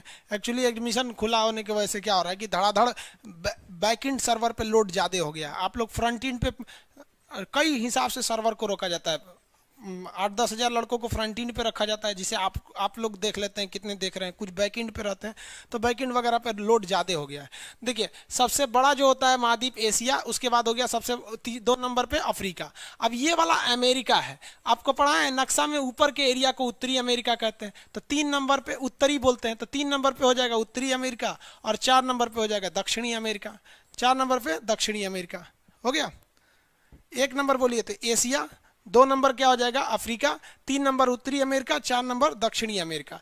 तो 4 ये महाद्वीप हो गए सब आपके। समझ में आ रहा है कि नहीं आ रहा है? उत्तरी अमेरिका, दक्षिणी अमेरिका और आपका ये हो गया आपका दक्षिणी अमेरिका। मानव जाति का पालना किसे कहेंगे? मानव सबसे पहले आया था अफ्रीका में। सभ्यता का पालना कहेंगे हम लोग एशिया महाद्वीप को कहेंगे। ये हो गया आपका उत्तरी अमेरिका। उत्तरी अमेरिका में कोई ऐसा देश नहीं है जिसके किनारे समुंदर नहीं है, जबकि एशिया में तो बहुत से देश है, नेपाल के किनारे समुंदर ही नहीं है। ये है आपका दक्षिणी अमेरिका। अब याद रखिए इसमें 2 लड़कों में बड़ा कंफ्यूजन हो जाता है। ऊपर के एरिया को उत्तरी कहते हैं, नीचे के एरिया को दक्षिणी कहते हैं, नॉर्थ एंड साउथ। ये नॉर्थ अमेरिका है और ये साउथ अमेरिका। सीक्वेंस याद रखेंगे। सबसे बड़ा महाद्वीप 1 नंबर पे सबसे बड़ा एशिया, अफ्रीका, उत्तरी अमेरिका, दक्षिणी अमेरिका। एशिया, अफ्रीका, उत्तरी अमेरिका और दक्षिणी अमेरिका। हो गया ना? कितने तरह का हो गए सब? एशिया, अफ्रीका, उत्तरी अमेरिका और दक्षिणी अमेरिका। 4 महाद्वीप हो गए सब कि नहीं हो गए सब यहाँ पर? अब एक बात बताइए, डोनाल्ड ट्रंप कहाँ का है? उत्तरी अमेरिका का कि दक्षिणी अमेरिका? फटाफट आंसर देंगे लोग। डोनाल्ड ट्रंप कहाँ का है?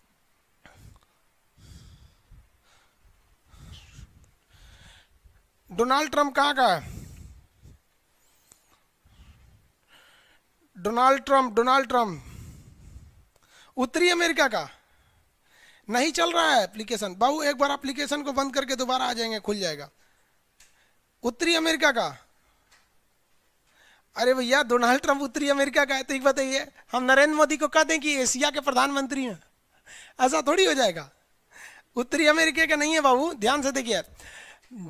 उत्तरी अमेरिका में एक देश है जिसका नाम है यूएसए। उत्तरी अमेरिका में एक देश है जिसका नाम है यूएसए।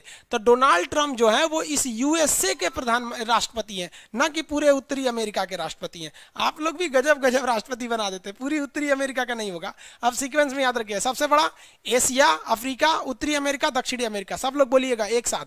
अगर क्लास कर रहे हैं तो अकेले बैठ के क्लास किया कीजिए। पहला उत्तरी अमेरिका, पहला एशिया, अफ्रीका, उत्तरी अमेरिका, दक्षिणी अमेरिका। 1 नंबर, 1 2 3 4 सीक्वेंस याद हो गया। सबसे बड़ा एशिया, अफ्रीका, उत्तरी अमेरिका और दक्षिणी अमेरिका। अब इसके बाद देखते हैं 5वां महाद्वीप। ये जो चौथा महाद्वीप है ना दक्षिणी अमेरिका, इसमें सांप बहुत ज्यादा पाए जाते हैं, इसलिए इसे सांपों का महाद्वीप कहा जाता है, स्नेक। इसमें पक्षी बर्ड भी ज्यादा पाए जाते हैं, इसलिए इसे पक्षियों का महाद्वीप के नाम से भी जानते हैं, पक्षियों का महाद्वीप। और ये जो नीचे वाला है ये वाला है अंटार्कटिका। ये है अंटार्कटिका, पूरी तरह से बर्फ से जमा हुआ है, लेकिन ये बहुत बड़ा है, लेकिन पूरी तरह से बर्फ से जमा हुआ है अंटार्कटिका। तो ये पांचवा महाद्वीप कौन सा हो गया? अंटार्कटिका। इसमें बर्फ है तो बर्फ का कलर कैसा होता है? सफेद होता है, इसलिए इसे सफेद महाद्वीप कहते हैं। अंटार्कटिका को क्या कहते हैं? सफेद महाद्वीप कहते हैं। और अफ्रीका को क्या कहते हैं? काला महाद्वीप कहते हैं। अच्छा, एक बार क्वेश्चन पूछा था यूपीपीसीएस में कि किस महाद्वीप को गतिशील महाद्वीप कहते हैं? कौन से कॉन्टिनेंट को मूविंग कॉन्टिनेंट कहते हैं? मूविंग कॉन्टिनेंट कौन हो गया? तो ये जो अंटार्कटिका है इसे मूविंग कॉन्टिनेंट कहते हैं। क्यों कहते हैं मूविंग कॉन्टिनेंट? क्योंकि ये बर्फ से बना हुआ है। अब कोई भी चीज अगर बर्फ से बनी है तो बर्फ तो कभी भी पिघल सकता है। जब बर्फ पिघलेगा तो बर्फ पिघल के ये गति करने लगेगा, इस वजह से इसे क्या कहते हैं? गतिशील महाद्वीप। समझ में आ गया? तो ये गतिशील महाद्वीप के नाम से जानते हैं। पांचवा हो गया। लाइन से बताएंगे लो। पहला हो गया, पहला बोलिए लाइन से।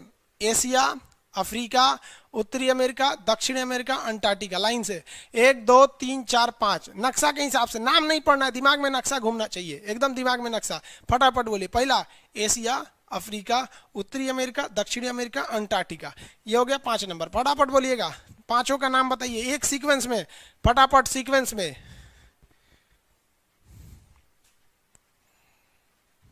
वीडियो नहीं चल रहा है? 7 मिनट के बाद नहीं चल रहा है। एक बार आप लोग वापस हट जाइए बाबू, एप्लीकेशन को एक बार क्लोज करके उसके बाद आ जाएंगे लोग, चलने लगेगा। एशिया, अफ्रीका, उत्तरी अमेरिका, दक्षिणी अमेरिका, अंटार्कटिका। Very good. जिनका वीडियो नहीं चल रहा है एक बार आप लोग एप्लीकेशन से हट के वापस जाएंगे, फिर से आपका चलने लगेगा।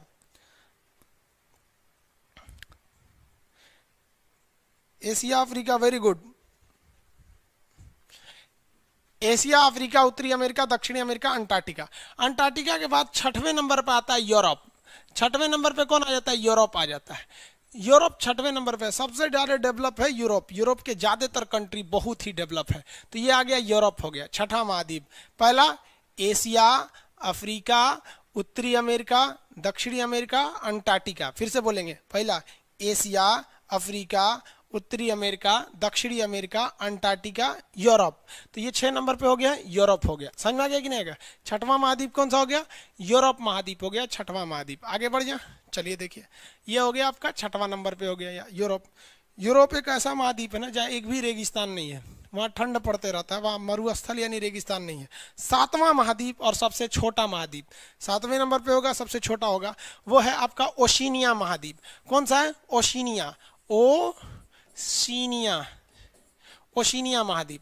अब आप लोग इसे ऑस्ट्रेलिया कहते हैं, तो भैया ये ऑस्ट्रेलिया नहीं है, ये क्या है? ओशिनिया महाद्वीप है।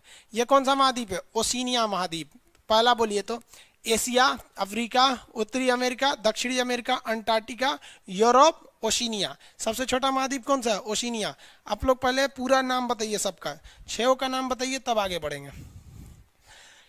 7 का नाम, ओशिनिया 7 का नाम बताएंगे फटाफट।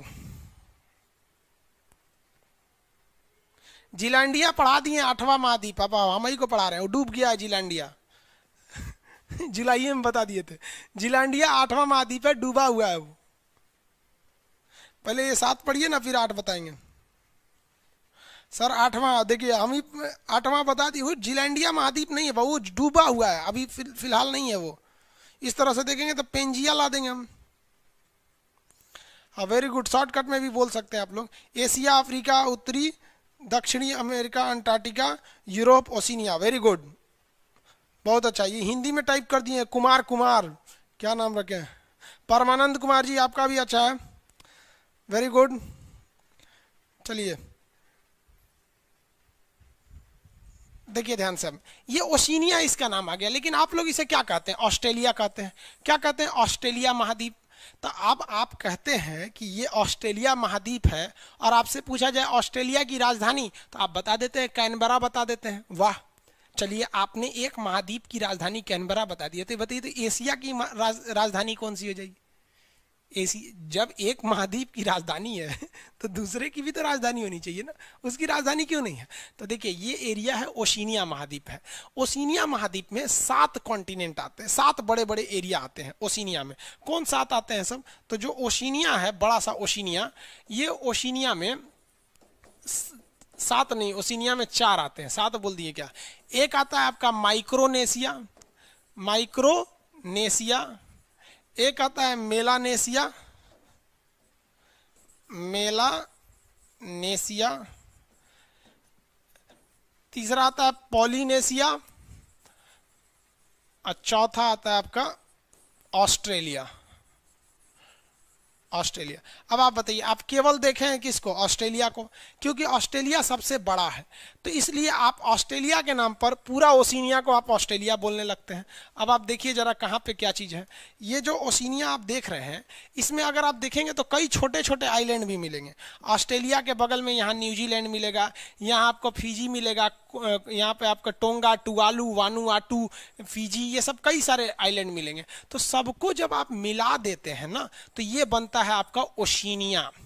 सबको जब मिला देते हैं तो क्या बनता है, ओशिनिया। तो कॉन्टिनेंट कौन सा है, ओशिनिया कॉन्टिनेंट। कॉन्टिनेंट कौन सा हो गया, ओशिनिया कॉन्टिनेंट। इस ओशिनिया कॉन्टिनेंट में कितने आते हैं, चार। आपको चारों का याद नाम नहीं रखना है, जब हम सब पढ़ाएंगे तो आपको ऑटोमेटिक नाम याद हो जाएगा। अभी आप बस थोड़ा बेसिक कॉन्सेप्ट बनाइए, ताकि आपकी इतनी समझ हो सके कि आपको पढ़ना क्या है। भैया अभी तो आप लोग को यही नहीं पता है कि पढ़ना क्या है, तो इसलिए अभी आपका बेसिक बता रहे हैं। अभी 2 दिन और बेसिक ही चलेगा, उसके बाद मैप चालू होगा। अभी मैप तो स्टार्ट भी नहीं हुआ है। ये हो गया, ये कौन सा हो गया, ओशिनिया।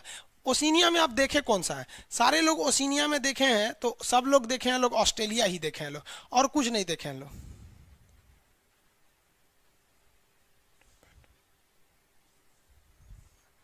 ओशिनिया ही सब लोग देखे रहते हैं लोग कम।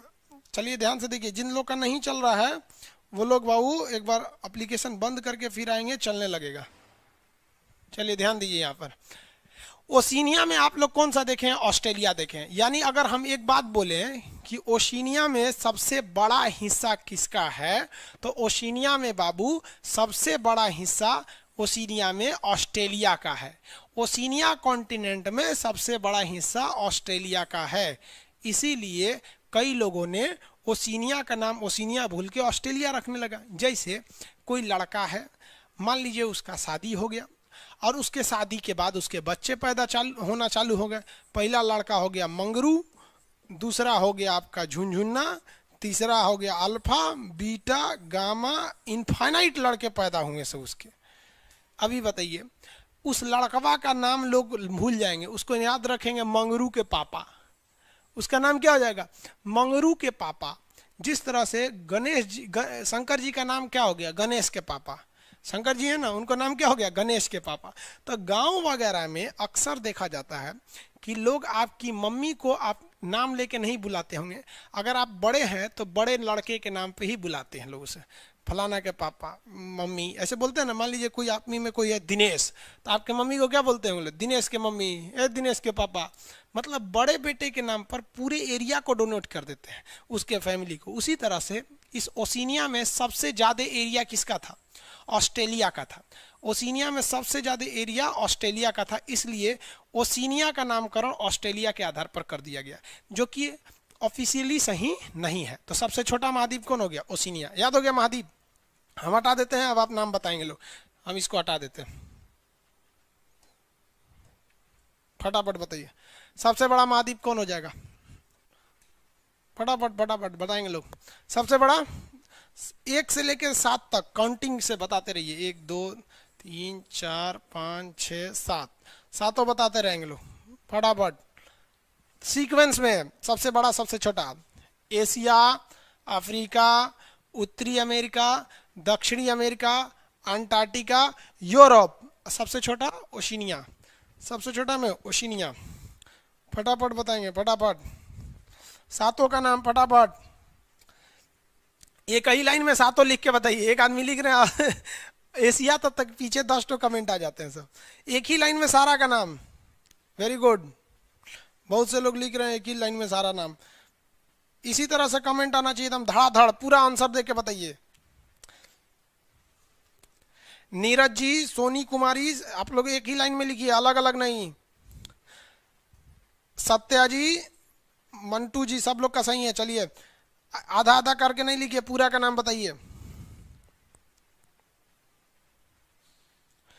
कृष्ण कुमार जी, 1 2 3 4 5 6 नाम लिख दिया यहाँ पे। देखो भाई ध्यान से, अगर आपसे कोई कहे ना कि सातों महाद्वीप का नाम रिवाइज कैसे कीजिएगा, तो ऐसे कीजिए, एक नक्शा ऐसे गोल बना दीजिएगा। एशिया, अफ्रीका, उत्तरी अमेरिका, दक्षिणी अमेरिका, अंटार्कटिका। ये अंटार्कटिका तो 5वां नंबर पे है। अंटार्कटिका, यूरोप, ओशिनिया हो गया, है कि नहीं? दिमाग में नक्शा रहना चाहिए। कैसे बनाएंगे आप लोग? अगर रिवाइज कर रहे हैं, हम आपको पीडीएफ वगैरह देंगे, पहले बेसिक तो हो जाए फिर पीडीएफ देंगे, वरना अभी लेके क्या करेंगे आप लोग? ये देखिए,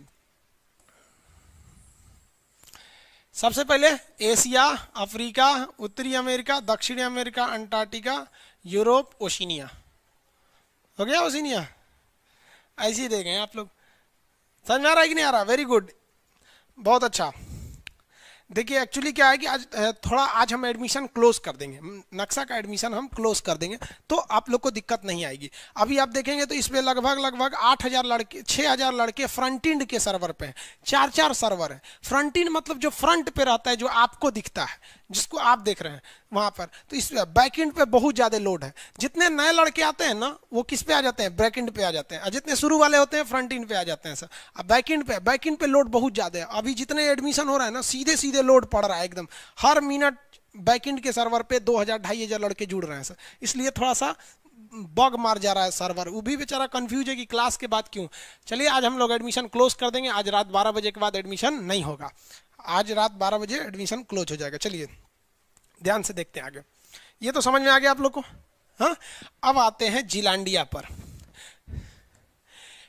वैज्ञानिकों ने एक नया द्वीप का खोज किया जिसका नाम है जीलैंडिया। अब ये जीलैंडिया को 8वां महाद्वीप कहा जा रहा है। हालांकि ये महाद्वीप पूरी तरह से डूब चुका है। इसका हम एक बार जुलाई में यूट्यूब पे वीडियो भी बनाए हुए थे जीलैंडिया महाद्वीप के बारे में। यहाँ पर था जीलैंडिया, ऑस्ट्रेलिया और न्यूजीलैंड के बीच में एक जगह था जिसका नाम था जीलैंडिया महाद्वीप। अब ये पूरी तरह से डूब चुका है, जलमग्न हो गया है। तो आपसे भले अगर ऐसे क्वेश्चन पूछ दे कि 8वां महाद्वीप किसे कहा जाता है, तो आप जीलैंडिया बोलेंगे। लेकिन अभी में एक्सिस्ट कितने महाद्वीप अभी में वर्तमान में है, तो वो 7 ही होगा। 8वां आपकी हम जानकारी के लिए बता दे रहे हैं। और 9वां बता देते हैं, ये अफ्रीका टूटने वाला ही है। ये अफ्रीका जब पढ़ाएंगे तब बताएंगे। अभी तो ओवरव्यू बता रहे हैं, बस थोड़ा थोड़ा सबको पता हो जाए आपको। तो द्वीप और महाद्वीप समझ में आ गया। हम लोग किस महाद्वीप में आते हैं? एशिया। मानव जाति का पालना अफ्रीका। सांपों का महाद्वीप दक्षिणी अमेरिका। बिना रेगिस्तान वाला यूरोप। एक भी ज्वालामुखी नहीं है ऑस्ट्रेलिया। भूकंप नहीं आते हैं अंटार्कटिका। सफेद महाद्वीप अंटार्कटिका। गतिशील महाद्वीप अंटार्कटिका। ये सब इसका। सभ्यता का पालना एशिया। बवाल का जड़ एशिया। सब बवाल यही होता है, चाहे चाइना हो गया, जापान हो गया, दक्षिणी चीन सागर हो गया, पाकिस्तान हो गया, अफगानिस्तान, सीरिया, लेबनान, इजराइल, फिलिस्तीन, जॉर्डन, मिस्र, सऊदी अरब, सब यही मार होता है। सबसे ज़्यादा गरीबी वगैरह अफ्रीका, सबसे पिछड़ा अफ्रीका, सबसे डेवलपमेंट में यूरोप हो जाता है। यह सारे देश यहाँ समुद्र के किनारे ही स्थित है। समझ में आ गया? आगे देखते हैं।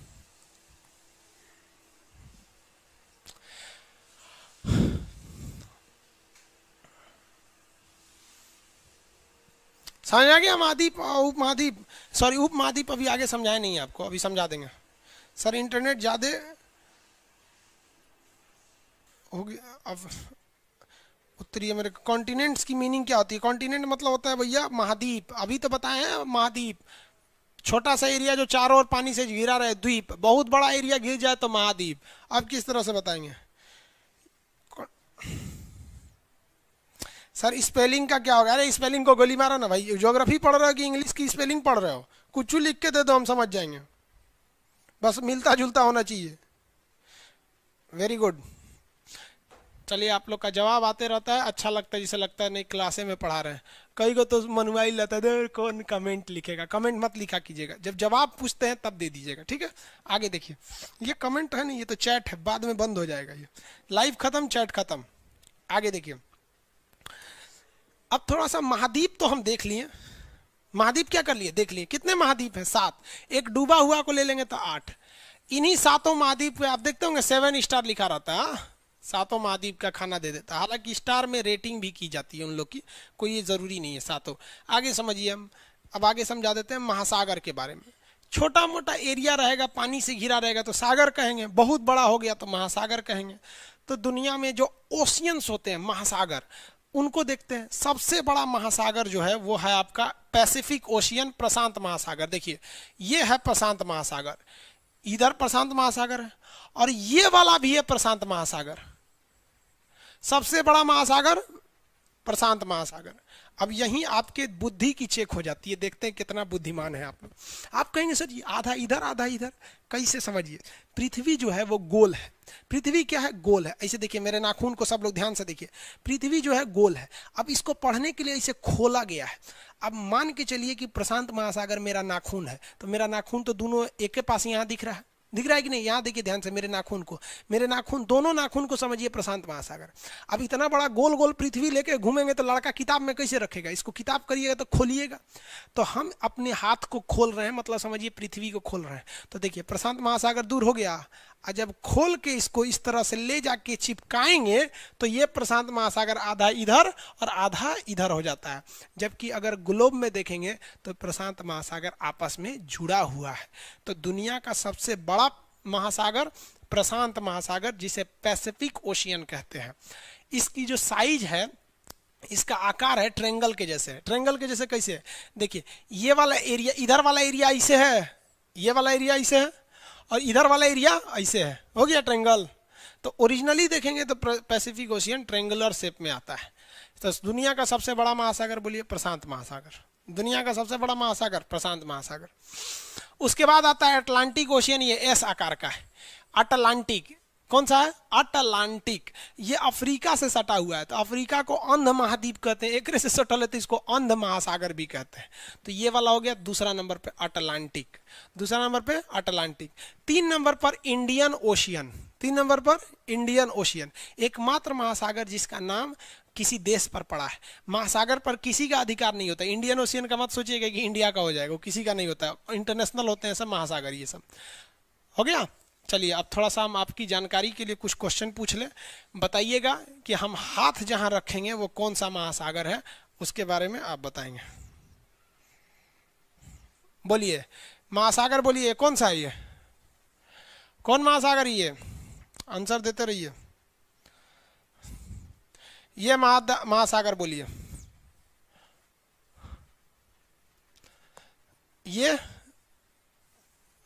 बड़ा वाला महासागर प्रशांत महासागर, और ये भी तो प्रशांत महासागर है।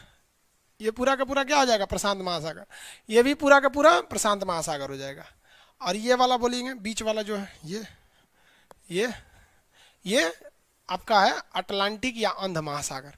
अटलांटिक या अंध महासागर। तो महासागर, बड़े बड़े महासागर अभी इतना समझे। एक क्वेश्चन आया था, जरा सोच के बताइए तो, किस महासागर को अर्ध महासागर कहते हैं? मैंने आधा ही है, पूरा नहीं है, आधा है। देखिए तो हिंद महासागर को, हिंद महासागर को अगर ध्यान से देखेंगे तो नीचे तक है, ये नीचे तक तो है लेकिन ऊपर है नहीं है। बाकी सारे महासागरों को ऊपर जाने का जगह है, ये भी ऊपर तक पहुंच गया है, अटलांटिक भी ऊपर तक पहुंच गया, लेकिन क्या हिंद महासागर ऊपर तक पहुंच पाया है? नहीं पहुंच पाया। इसलिए हिंद महासागर को अर्ध महासागर कहते हैं। कौन सा महासागर कहेंगे? अर्ध महासागर। हिंद महासागर को अर्ध महासागर के नाम से भी जाना जाता है। आगे बढ़े। हिंद महासागर को अर्ध महासागर के नाम से जाना जाता है। चलिए बहुत अच्छा। अटलांटिक, अंध महासागर, आंसर सही है आप लोग का।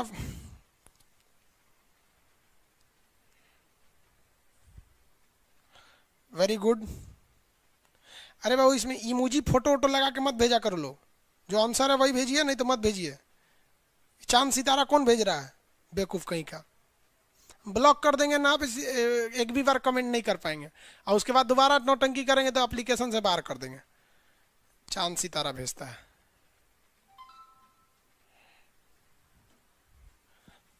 समझ में आ रहा है? ये हो गया आपका अर्ध महासागर, आधा है। अब इसके ऊपर एक महासागर है, उसको हम लोग कहते हैं आर्कटिक महासागर। आर्कटिक, ये ऊपर वाला देख रहे हैं, अंटार्कटिक नहीं है, ये आर्कटिक है। ऊपर वाला आर्कटिक महासागर है। आर्कटिक, ये है आपका आर्कटिक महासागर। अंटार्कटिक नहीं है, आर्कटिक। ये है आर्कटिक। आर्कटिक, नीचे ये जो द्वीप था अंटार्कटिक था, ये है आर्कटिक महासागर। आर्कटिक महासागर, चलिए एक क्वेश्चन बताइए, किस महासागर को छिपा हुआ महासागर कहते हैं, मतलब हिडन ओशियन कहते हैं। ये आर्कटिक जो है ना ऊपर आ जाके छुप गया है, इसलिए इसे छुपा हुआ महासागर कहते हैं। याद रखिएगा, किस महासागर को छुपा हुआ महासागर कहते हैं? छुपा हुआ महासागर आर्कटिक। सबसे बड़ा महासागर प्रशांत, एस के आकार का अटलांटिक। आधा महासागर हिंद महासागर। महासागरों की संख्या कितनी हो गई? 4। महासागरों की संख्या 4। कोई आपसे पूछेगा कि टोटल कितने महासागर होते हैं, बोलिएगा 4। लेकिन अगर आप ग्रुप डी खलासी चपरासी का एग्जाम देते हैं तो वो बोलेगा 5। कैसे? समझिए कैसे। कुछ भूगोलवेताओं को ऐसा लगता है कि भूगोल उनके बाप की जागीर है और उन्होंने अपने से भूगोल को बनाना चालू किया। उन्होंने कहा कि देखो, ये जो प्रशांत महासागर है, इस प्रशांत महासागर का निचला भाग काट लेते हैं, इतना निचला वाला काट लेते हैं, और इंडियन ओशियन हिंद महासागर का भी यही काट लेते हैं इतना, और एक काम करते हैं अटलांटिक का भी यही काट लेते हैं, और इधर वाला प्रशांत का भी काट लेते हैं।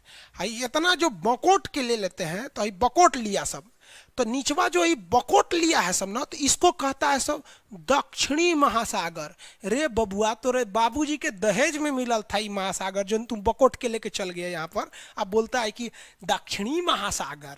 अब दक्षिणी ये किसके पास है? अंटार्कटिक महाद्वीप के पास है, तो इसको कहता है कि ये अंटार्कटिक महासागर है और वो आर्कटिक महासागर है। अरे आर्कटिक, ये दादा का था तो रे काट लिया ये। ग्रुप डी खलासी चपरासी गैंगमैन सफाई कर्मी के एग्जाम में पूछ देता है कई गो महासागर? तो 5 गो। 1 2 3 4 5 नहीं, आप ध्यान से समझिएगा, यूपीएससी वगैरह में जाएंगे तो कहेगा कितना महासागर? 4। कौन कौन सा? प्रशांत, अटलांटिक, हिंद और आर्कटिक। ऊपर वाला क्या कहलाता? आर्कटिक कहलाता। किसी को कोई दिक्कत नहीं है। छिपा हुआ महासागर आर्कटिक, आधा महासागर हिंद महासागर, सबसे बड़ा प्रशांत, एस आकार का अटलांटिक, इसका दूसरा नाम अंध महासागर। काल्पनिक आपने से बना दिया सब। कौन सा महासागर? ये हो गया भैया कौन सा? दक्षिणी महासागर, इसी का नाम दे दिया सब अंटार्कटिक, इसका नाम रख दिया अंटार्कटिक, उसका रखा अटलांटिक। समझ में गया? महासागर कितने होते हैं? 4। कम पढ़े लिखे लोग के लिए 5, महिला के लिए तो 7 गो होते हैं सब।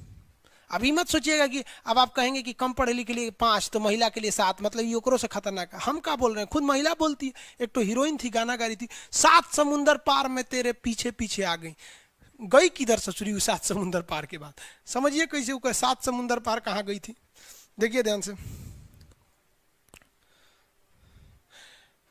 7 समुंदर पार, 7 समुंदर समझा देते हैं आपको। इसको मिटाते हैं पहले।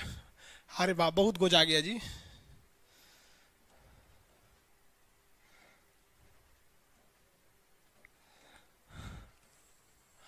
इसको मिटा दें। अरे पूरा मिट गया, यही गायब हो गया। कोई बात नहीं, दोबारा लाते हैं। 7 समुंदर कैसे चले गए लोग? देखिए, जो प्रशांत महासागर है, ये वाला महासागर कौन सा है? प्रशांत महासागर, प्रशांत महासागर। ये वाला महासागर अटलांटिक, ये वाला महासागर हिंद महासागर, ये वाला ऊपर वाला आर्कटिक। हो गया आर्कटिक। किसी को कोई दिक्कत नहीं है? आगे देखते हैं। ये तो अटलांटिक है, प्रशांत है। कम पढ़े लिखे लोगों के लिए ये दक्षिणी महासागर भी है, दक्षिणी महासागर, या इसी को वो अटलांटिक वो अंटार्कटिक कहते हैं। तो 5 को ना हुआ, 1 2 3 4 5। लेकिन ध्यान दीजिए, कहा गया कि भैया ये प्रशांत महासागर इतना बड़ा है ना कि इसको 2 भाग, 2 नाम रख देते हैं। एक उत्तरी प्रशांत यानी नॉर्दर्न पैसिफिक, और एक दक्षिणी प्रशांत। इसका भी 2 नाम रख देते हैं, उत्तरी और दक्षिणी। एक कहाँ से 2 रखिएगी? तो आधा ये उत्तरी में तो दुनिया बसल है, नीचे तो कुछ ये नहीं है। तो इसी का 2 नाम हो गया, उत्तरी और दक्षिणी। जैसे हम आपसे कहें कि ये मार्कर जो है, ये लाइट मार्कर जिससे लिखते हैं इस पे, ये कहाँ पर है? मेरे हाथ में है कि पैर में है? तो आप कहेंगे नहीं सर हाथ में है। हम कहेंगे गलत है, मेरे दाहिने हाथ में है। अरे भैया हाथवे ना है, वो हम अपनी सहूलियत के लिए इसे दहिना बायां बनाए, तो है तो ये प्रशांत महासागर ही, हम अपनी सहूलियत के लिए इसे उत्तर और दक्षिण बना दिए। मतलब अगर कोई जहाज डूबेगा और कहेगा कि हम प्रशांत महासागर में डूब रहे हैं, तो खोजते खोजते पगला जाएगा आदमी, कहाँ डूब रहा है। तो ऐसे बोलेगा ना हम उत्तरी प्रशांत में डूब रहे हैं कि दक्षिणी प्रशांत में डूब रहे हैं। तो प्रशांत को कितने भाग में बांट दिए लोग? 2। अटलांटिक को भी 2, बाकी को नहीं माना गया। अब देखिए यहाँ पे एगो हीरोइन थी, कौन हीरोइन थी? दिव्या भारती थी शायद। 7 समुंदर पार में तेरे पीछे पीछे आ गई। देखिए कैसे उत्तरी प्रशांत 1, दक्षिणी प्रशांत 2, उत्तरी अटलांटिक 3, दक्षिणी अटलांटिक 4, ये हो गया 5, ये हो गया 6, ये हो गया 7। 7 समुंदर पार में तेरे पीछे पीछे आ गई। गई कहाँ ससुरी, ये समझे में नहीं आता है। 7 समुंदर नहीं है। हालांकि हम आपको ये तो महासागर बताएं, हम आपको लगभग 70 से 75 सागर पढ़ाएंगे, याद हो जाएगा आपको, टेंशन नहीं लीजिए। हो गया? किसी को कोई दिक्कत नहीं है? क्वेश्चन पूछेंगे तो बता देंगे आप लोग।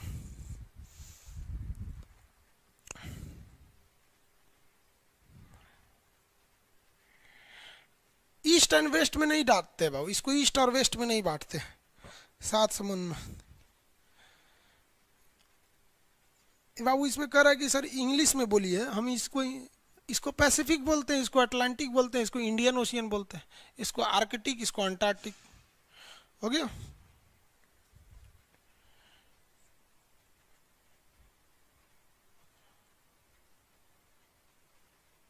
आगे बढ़े। दक्षिणी चीन सागर, ये सब बाबू ओशियन नहीं है ना, वो सब सागर हैं सब। आगे देखते हैं। 7 समुद्र। पीडीएफ डाले ही नहीं है, पीडीएफ ओपन नहीं हो रहा है। बेवकूफ सब जितना बोलते हैं उतना ही किया करो। अभी बेसिक पढ़ा रहे हैं, बेसिक पढ़ लो फिर पीडीएफ खुलेगा। पीडीएफ ओपन नहीं हो रहा है यहाँ पे। बेसिक जन्म में नहीं किया, पीडीएफ जाएगा। इसी सब का नौकरी ना होने वाला, ये सब बकलवा सबको, ये सब वही में भाग रहा है। अरे पहले कंसेप्ट समझो ना, कोर्सवा नहीं खत्म होगा तो हम कहाँ से आप लोग को देंगे। पहले उस लायक रह जाएंगे तब ना, बंदूक चलाना सीख जाइए तब बंदूक खरीदिए। अब खरीदने के बाद सीखेंगे, ठोक देंगे कोनो को। ये हो गया। आगे देखिए,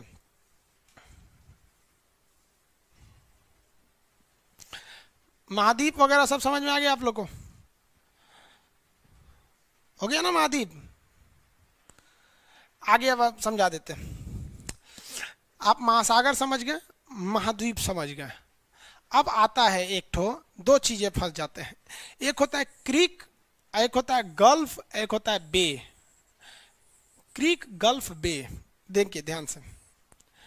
क्रीक, गल्फ और बे, इसे कहते हैं क्रीक, इसे कहते हैं गल्फ, इसे कहते हैं बे। ठीक है? ये तीनों चीजें अलग अलग होती हैं। ये भी समुंदर का ही एक हिस्सा होते हैं सब। इसको भी समझना आप लोग के लिए जरूरी है। इसको भी समझा देते हैं। अब एक काम करेंगे, आप लोग पहले यहाँ देख लीजिए। पीडीएफ बोल रहा है लोग। आप लोग को एक बुक लेना पड़ेगा ऑक्सफोर्ड एटलस का। ये वाली बुक मिलेगी, ये वाला लीजिएगा। देखिए ध्यान से, ऑक्सफोर्ड स्कूल एटलस दिख रहा है, ये वाली बुक खरीद लीजिएगा। ध्यान दीजिएगा, एक स्कूल एटलस आता है, एक स्टूडेंट एटलस आता है। स्कूल एटलस वाला थोड़ा सा सस्ता मिलता है, तो आप कोशिश कीजिएगा कौन सा एटलस ले, स्कूल एटलस। कहीं लिख लीजिए वरना कंफ्यूजन हो जाएंगे आप लोग। ऑक्सफोर्ड स्कूल एटलस ले लीजिएगा। इसी में आपको सब चीज़ दिखेगा, क्योंकि जो नक्शा हम यहाँ दिखाएंगे आपको बोलेंगे उसमें भरने के लिए, तो ये नक्शा आपको भरना पड़ेगा बाबू। ऑक्सफोर्ड स्कूल एटलस वाला नक्शा आपको भरना पड़ेगा। इसको खरीद लीजिएगा लोग, सब लोग। 150-160 के आसपास में मिलेगा। ये आप ऑक्सफोर्ड कंपनी का आ गया।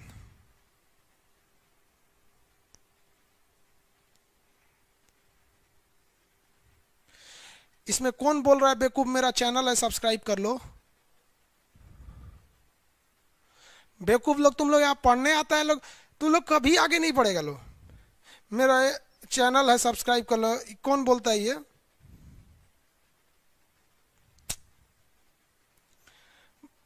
ब्लॉक मार देंगे बाबू, सब चैनल निकल जाएगा। समझ में नहीं आता। आप अच्छा पढ़ाओगे तो दुनिया आपको सब्सक्राइब कर लेगी। जाके यूट्यूब पे सर्च कर देना, एजुकेशन चैनल में पूरी इंडिया में सबसे तेज ग्रो करने वाला खान जी रिसर्च सेंटर है। आज तक कभी नहीं बोले सब्सक्राइब कर लो, शेयर कर लो। बेवकूफ, शर्म नहीं आती है तुम लोग को? चैनल हो गया, कैसा टीचर हो लोग यार? डूब मरो पानी में, इसे थूक के डूब मरो कि लड़कों से बोलते हो सब्सक्राइब कर लो, वो भी किसी के एप्लीकेशन पे आके। शर्म नहीं लगता है? एक मानसिकता भी होनी चाहिए। एक टीचर बोलेगा कि तुम हमसे सब्सक्राइब कर लो, कमेंट पड़ रहा है 200 लगातार कर रहा है कि मेरा मेरा चैनल सब्सक्राइब कर दो, मेरा चैनल सब्सक्राइब कर दो। बेवकूफ कहीं का। बाबू हम आप लोग को भी कहते हैं, जो बोल दिया ना कि मेरा चैनल सब्सक्राइब करो, साले पे जाके रिपोर्ट कर दीजिएगा उसके चैनल पे। तुम पढ़ाने आए हो, पढ़ा के जाओ ना, यहाँ पे प्रचार करने आ जाते हो, सब्सक्राइब करो, शेयर करो, लाइक करो।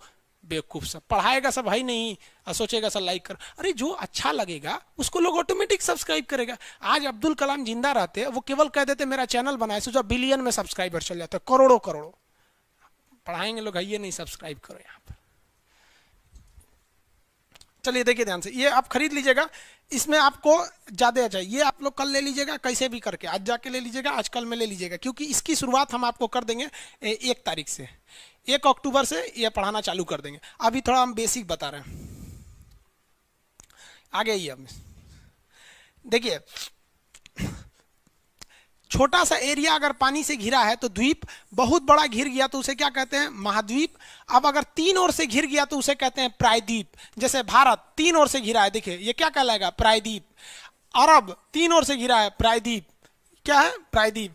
अमेरिका का एक राज्य है जिसका नाम है फ्लोरिडा, 3 ओर से पानी से घिरा है, क्या हो जाएगा, प्रायद्वीप। इंग्लिश में कहते हैं पेनिनसुला। इंडिया आपको कहेगा क्या आइलैंड है, नहीं, इंडिया आइलैंड नहीं है। क्या कॉन्टिनेंट है, नहीं है। इंडिया क्या है, एक पेनिनसुला है। पेनिनसुला मतलब होता है 3 ओर से पानी से घिरा है, तो उसे क्या कहते हैं, पेनिनसुला कहते हैं। समझ में गया। अब आप कहेंगे कि सर एक नाइंसाफी कर रहे हैं, कहेंगे कौन सा नाइंसाफी, तो देखिए महाद्वीप, महाद्वीप ये भी पानी से घिरा था चारों ओर से, लेकिन बड़ा था।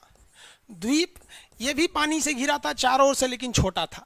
उसी तरह से सर आप 2 ठो बताइए कि एक ऐसा एरिया जो 3 ओर से पानी से घिरा हो और बड़ा हो, और एक ठो छोटा हो। तो देखिए जो बड़ा होता है उसे कहते हैं प्रायद्वीप। प्रायद्वीप इंग्लिश में कहते हैं नहीं, अभी समझा देते हैं उसमें। बैकएंड वाले लोग आप लोग परेशान नहीं रहिए, सब लोग को बता देते हैं। बैकएंड पे थोड़ा सा सर्वर लोड ज़्यादा है, इसलिए वहाँ पे थोड़ा सा बफर कर सकता है, वो भी 1-2 मिनट में शांत हो जाएगा। तो ये ऊपर से ये नहीं जा सकता है, तब ये क्या करेगा, नौसेना भेजेगा। क्योंकि नौसेना की जहाज़ें बड़ी बड़ी होती हैं, उसमें बेडरूम, सोने होने का सब जगह होता है। सारे फौजी सोए रहेंगे, जो चलाने वाले रहेंगे 8-10 तो वो चलाएंगे। जब ये नौसेना की जहाज़ें यहाँ पहुँच जाएगी तो वो सब जग के इसको मार देंगे सब। तो दूर की लड़ाई में कौन काम आता है, नौसेना काम आती है। अब एक खराबी देखो भैया, ये जो है आपका अमेरिका, यूएसए, इसके पास बर्फ नहीं जमता है क्योंकि ये तो बहुत दूर है। तो इसकी नौसेना यहाँ तक जा सकती थी, लेकिन उसकी कैसे आती, तब इसके लिए रूस जो था इस रास्ते से आता था, इस रास्ते से जाके हमला करता, लंबा पड़ जाता। तो रूस जो है वो ठंडी में इधर से नहीं आ सकता था, वो ठंड के दिन में इधर से आता था।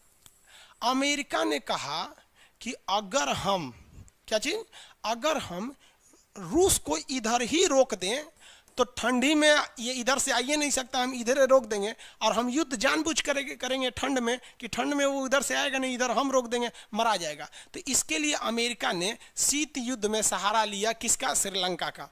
अब आइए श्रीलंका जो मेन टॉपिक था, यही ना श्रीलंका। आइए, हम लोग का हिंदुस्तान है, हाँ, वर्ल्ड के नक्शा में बाबू क्लियर नहीं दिखता है, इसलिए क्लियर करने के लिए हम वहाँ ले जाएंगे आपको।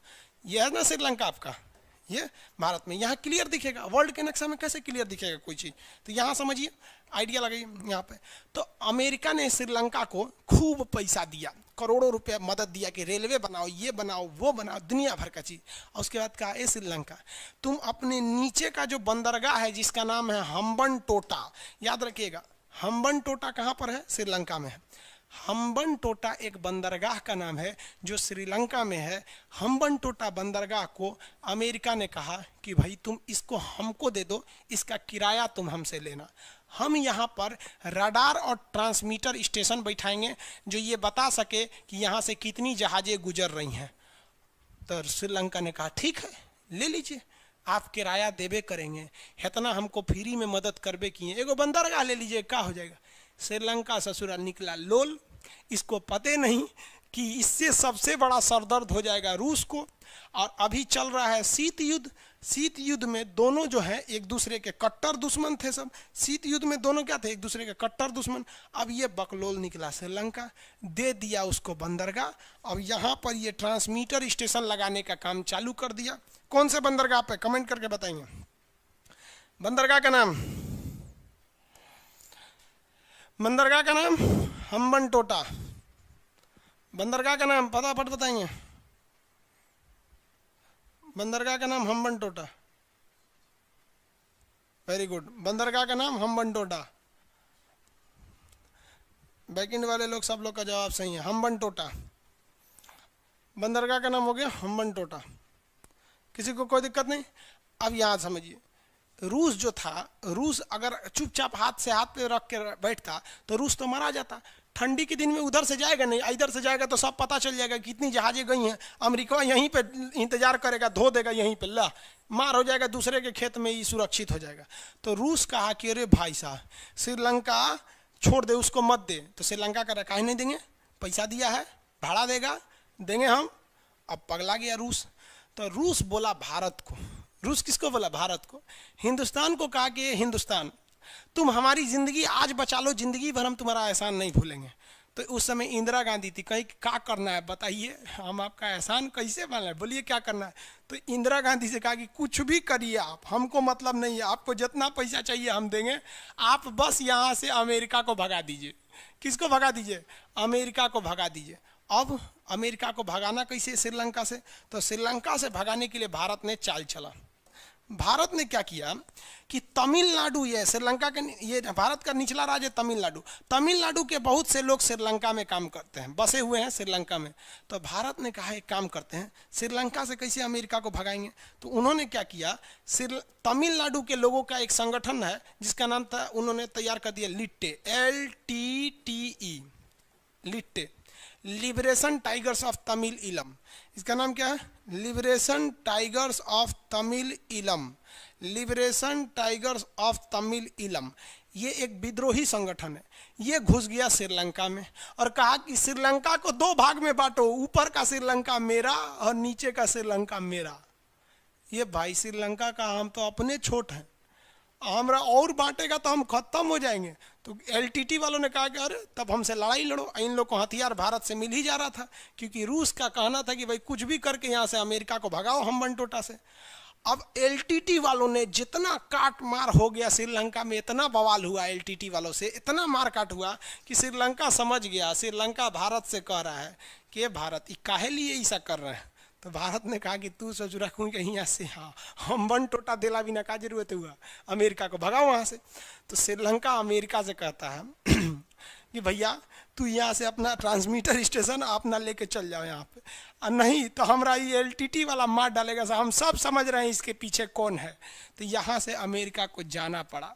और यहाँ से जब अमेरिका चला गया तो जो रूस था वो बहुत खुश हुआ भारत पे और कहा कि जीवन में कभी भी ज़रूरत पड़ेगा तो हम तुम्हारे साथ खड़े रहेंगे। तो आप बताइए रूस भारत के साथ रहता है कि नहीं रहता है? रहता है।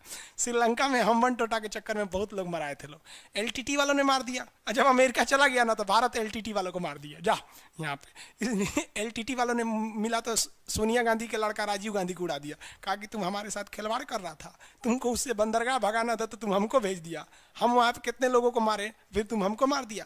तो अंतर्राष्ट्रीय चीज़ों में कोई किसी का दोस्त नहीं होता है। LTT समझ गया, कहेगा कि LTT की समस्या कहाँ पर है, LTT की समस्या कहाँ पर है? LTT संगठन श्रीलंका में थी, मारे उड़ के खत्म कर दिया गया। समझा कैसे? LTT ने किसको भगा दिया? अमेरिका को। हम लोग किसको भगा दिए? LTT को। बाढ़ में जाओ। इसका बदला चुकाना पड़ा राजीव गांधी को, बम से उड़ा दिया सब राजीव गांधी को। आज भी रूस जो है, आज भी रूस किसके साथ रहता है? भारत के साथ। हम लोगों ने उसका बहुत बहुत कांड किया है। अब अमेरिका के लिए ना एगो नया दुश्मन हो गया, कौन? भारत। क्योंकि अमेरिका जान रहा था कि यही चोट्टा किया है, इसी की वजह से भागे हैं, इसलिए अब वो भारत से भी बहुत खफा हो गया। कहा कि भारत हम तुमसे भी अब बदला लेंगे।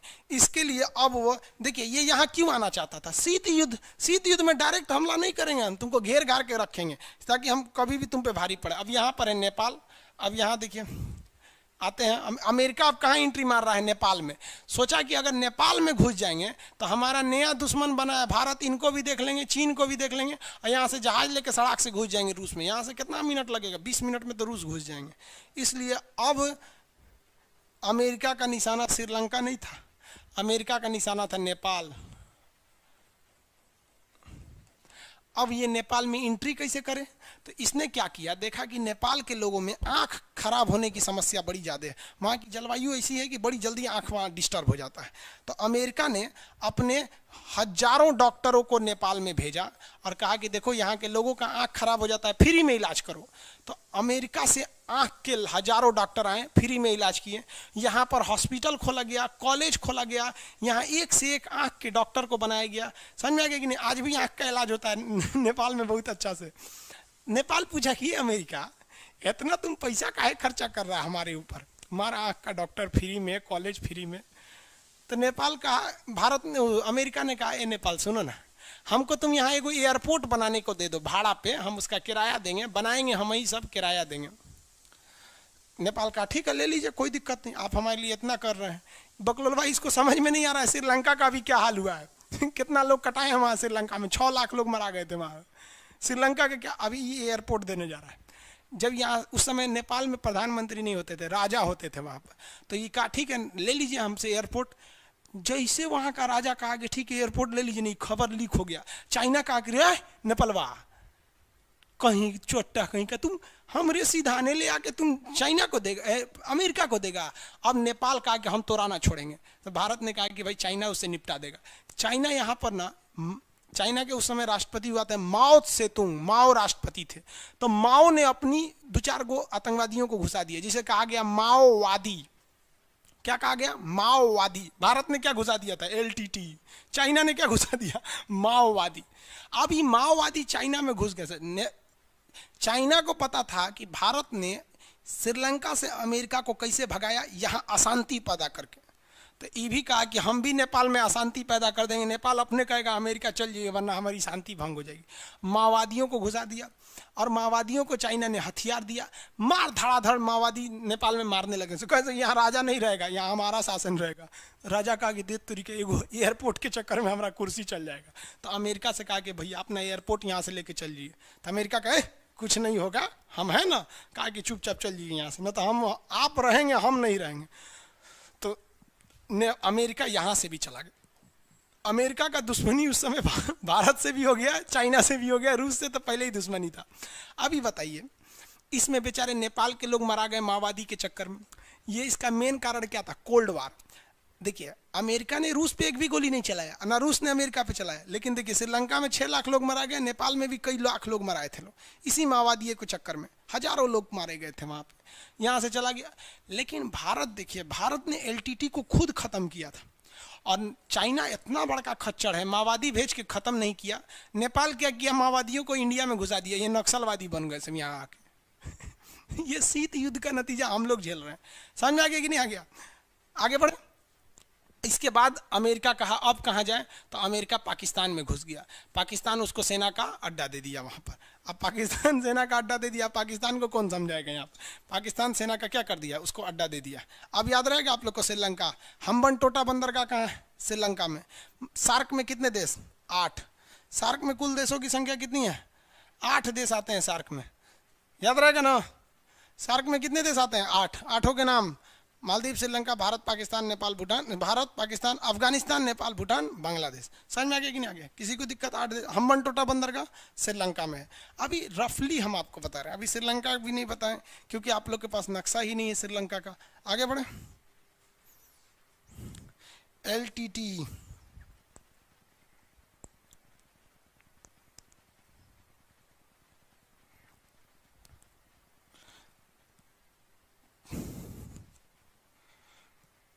आगे बढ़ जाना। रसिया उधर से हमला, भाई अलास्का की ओर से हमला नहीं कर सकता। युद्ध के समय में चारों ओर से हमला करना चाहिए ना, कोई एक डायरेक्शन में थोड़ी ना। इसलिए सब चाहता है कि हम चारों ओर से हमला करें। इसलिए हम्बनटोटा का एरिया को ये अमेरिका ने क्या किया था, प्रीफर किया था। ये जगह बोलिए कौन सा हो गया? मालदीव, श्रीलंका, भारत, पाकिस्तान, अफगानिस्तान, नेपाल, भूटान, बांग्लादेश। श्रीलंका के बारे में और अच्छा से पढ़ाई करते हैं लोग। चलिए श्रीलंका के बारे में देखते हैं।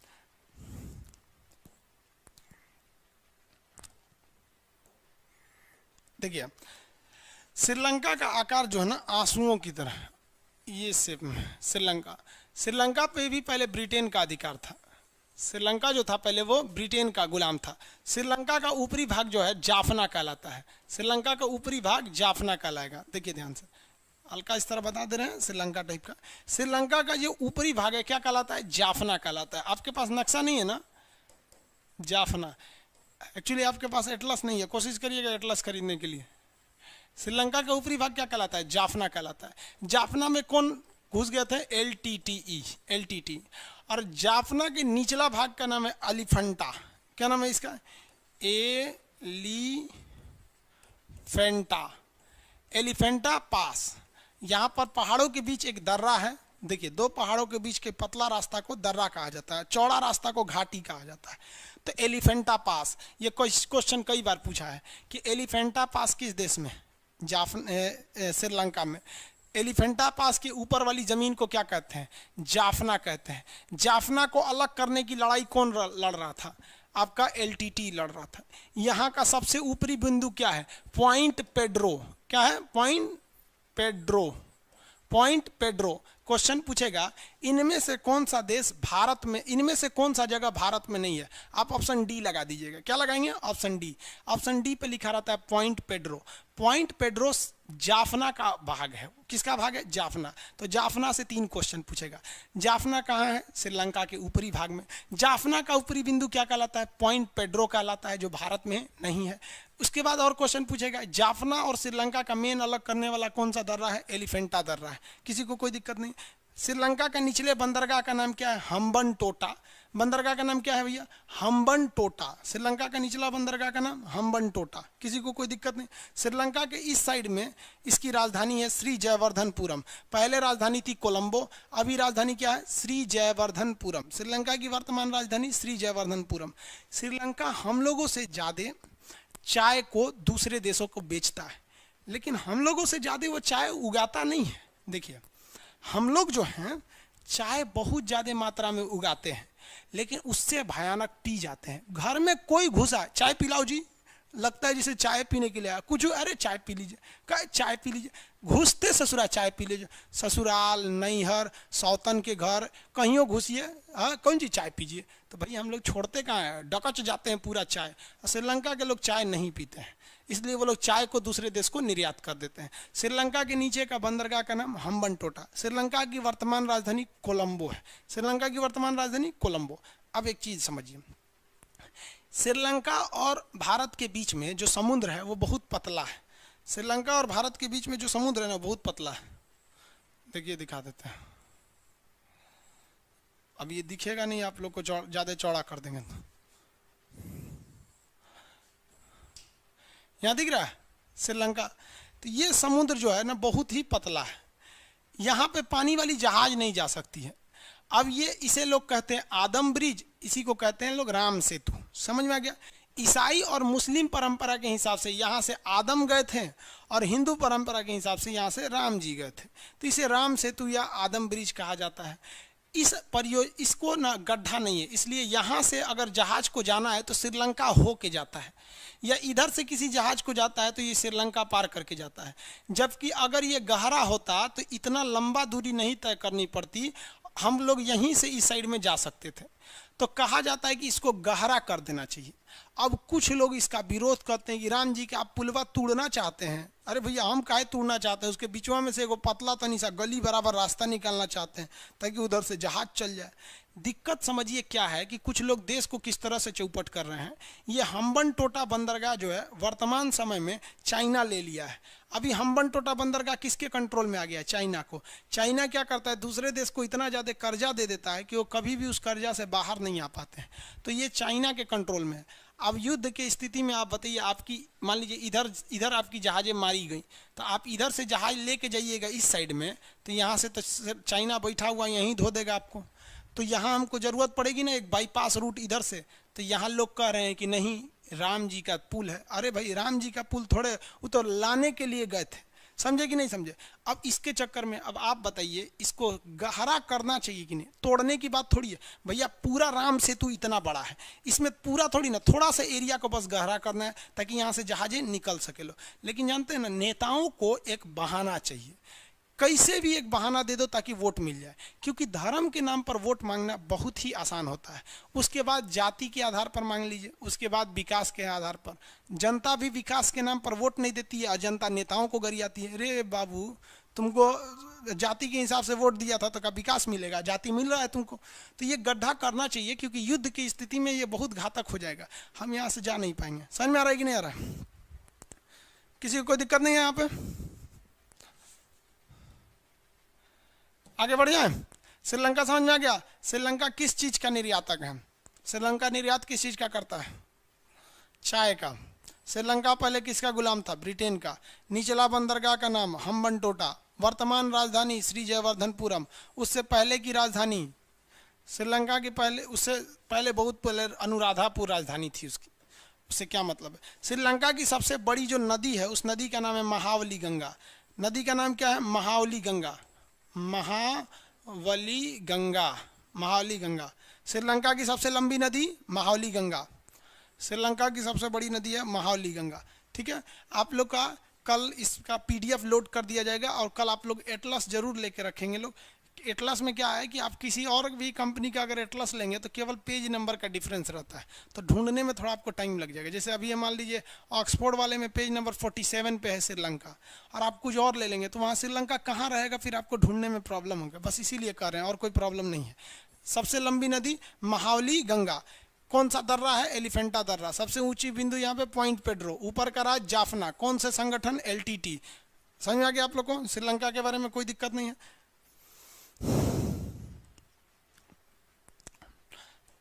चलिए आप बताइए तो, सार्क में कितने देश आते हैं? 8 आते हैं। 8 के नाम ये देखिए। अब सार्क देखिए तो बिल्कुल साउथ में मिलेगा। ये एशिया है ना, एशिया के बिल्कुल साउथ में मिलेगा। ये क्या कहलाएगा? सार्क। और सार्क से थोड़ा ईस्ट में जाएंगे ना तो ये मिल जाएगा आसियान। ये क्या है? आसियान एसोसिएशन ऑफ, देखिए एसोसिएशन मतलब ग्रुप, साउथ ईस्ट एशिया। देखिए साउथ में भी है और ईस्ट में भी है। ईस्ट मतलब पूरब, तो पूरा तरफ पूरब में नहीं है, ये तो पूरा पूरब में हो जाएगा। वो कह रहा है साउथ में भी नहीं है। क्या कह रहा है? South east Asia, south east Asia. तो देखिए ये साउथ हो गया, ये ईस्ट हो गया, तो बीच में यही ना होगा। साउथ ईस्ट एशियन नेशन है सर, नेशन मतलब देश। इन लोग का एक संगठन है, इसे कहते हैं आसियान। तो आसियान में 10 देश आते हैं। तो ये देखिए, ये सार्क हो गया, ये आसियान हो गया, ये ईस्ट एशिया हो गया, ये सेंट्रल एशिया हो गया। यहाँ पे ऐसे एशिया खत्म हो जाता है। अभी धीरे धीरे आगे बढ़ेंगे लोग। आप लोग समझ में आ गया इसको? आज के लिए इतना ही रहने देते हैं, क्योंकि एक ही बार में नक्शा ज़्यादा पढ़ लेंगे तो दिक्कत हो जाएगा। पहले धीरे धीरे स्पीड बढ़ाएंगे लोग, एक हफ्ता तक। इस हफ्ते तक धीरे धीरे ही चलेगा। समझ में आ रहा है कि नहीं आ रहा आप लोगों को? किसी को कोई दिक्कत नहीं है?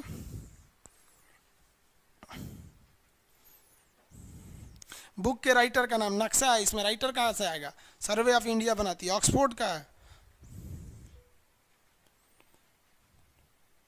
बाबू पेज नंबर दोनों का बता। ज्ञानेंद्र कुमार बोल रहे हैं कि सर दोनों का पेज नंबर बता दीजिएगा। भाई कोई तीसरा किताब खरीद के ले जाएगा तो हम आपको पढ़ाई का चीज़ याद रखेंगे, पेज नंबर ही याद करते रहेंगे। हम किताब लेके यहाँ नहीं ना बैठते हैं। आगे देखते हैं हम लोग।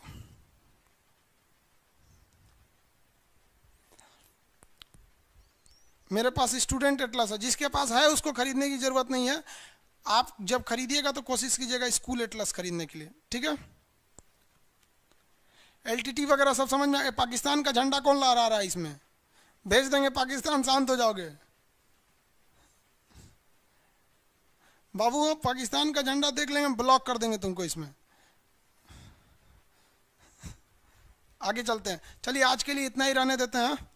अब नेक्स्ट क्लास में करेंगे। धीरे धीरे समझना। आप लोग को ना पहले एक बार में एक ही बार में 25 गो देश याद कराएंगे तो नहीं हो जाएगा, आपको पूरी दुनिया याद हो जाएगी। अब आपको काम क्या है कि अपने पड़ोस वड़ोस में जो भी मिले उसको क्या करना है? पढ़ा देना है। कहना है कि इधर तो हम सार्क देश बताते हैं। आपके पास नक्शा रहना चाहिए, उससे आपको एटलस में उसको सार्क देश याद करा दीजिए। कितने देश हैं? 8। कौन कौन? कैसे बोलिए? कहेंगे सुन सार्क में जानते कितना देश? कहेगा कितना? मालदीव, श्रीलंका, भारत, पाकिस्तान, अफगानिस्तान, नेपाल, भूटान, बांग्लादेश। जो हो गया यहाँ पे। इतना भयानक पढ़िए ना कि आपका पड़ोसी डर जाए, वो डर के हमारे पढ़ाई छोड़ दे। तो उसको लगना चाहिए ना कि भाई छोड़ देगा पढ़ाई तो आपके लिए कॉन्फिडेंस हो जाएगा, कंपटीशन आराम हो जाएगा। समझ आ रहा है ना? अब नेक्स्ट क्लास में कल मिलेंगे। ओके, आज के लिए इतना ही। जय हिंद।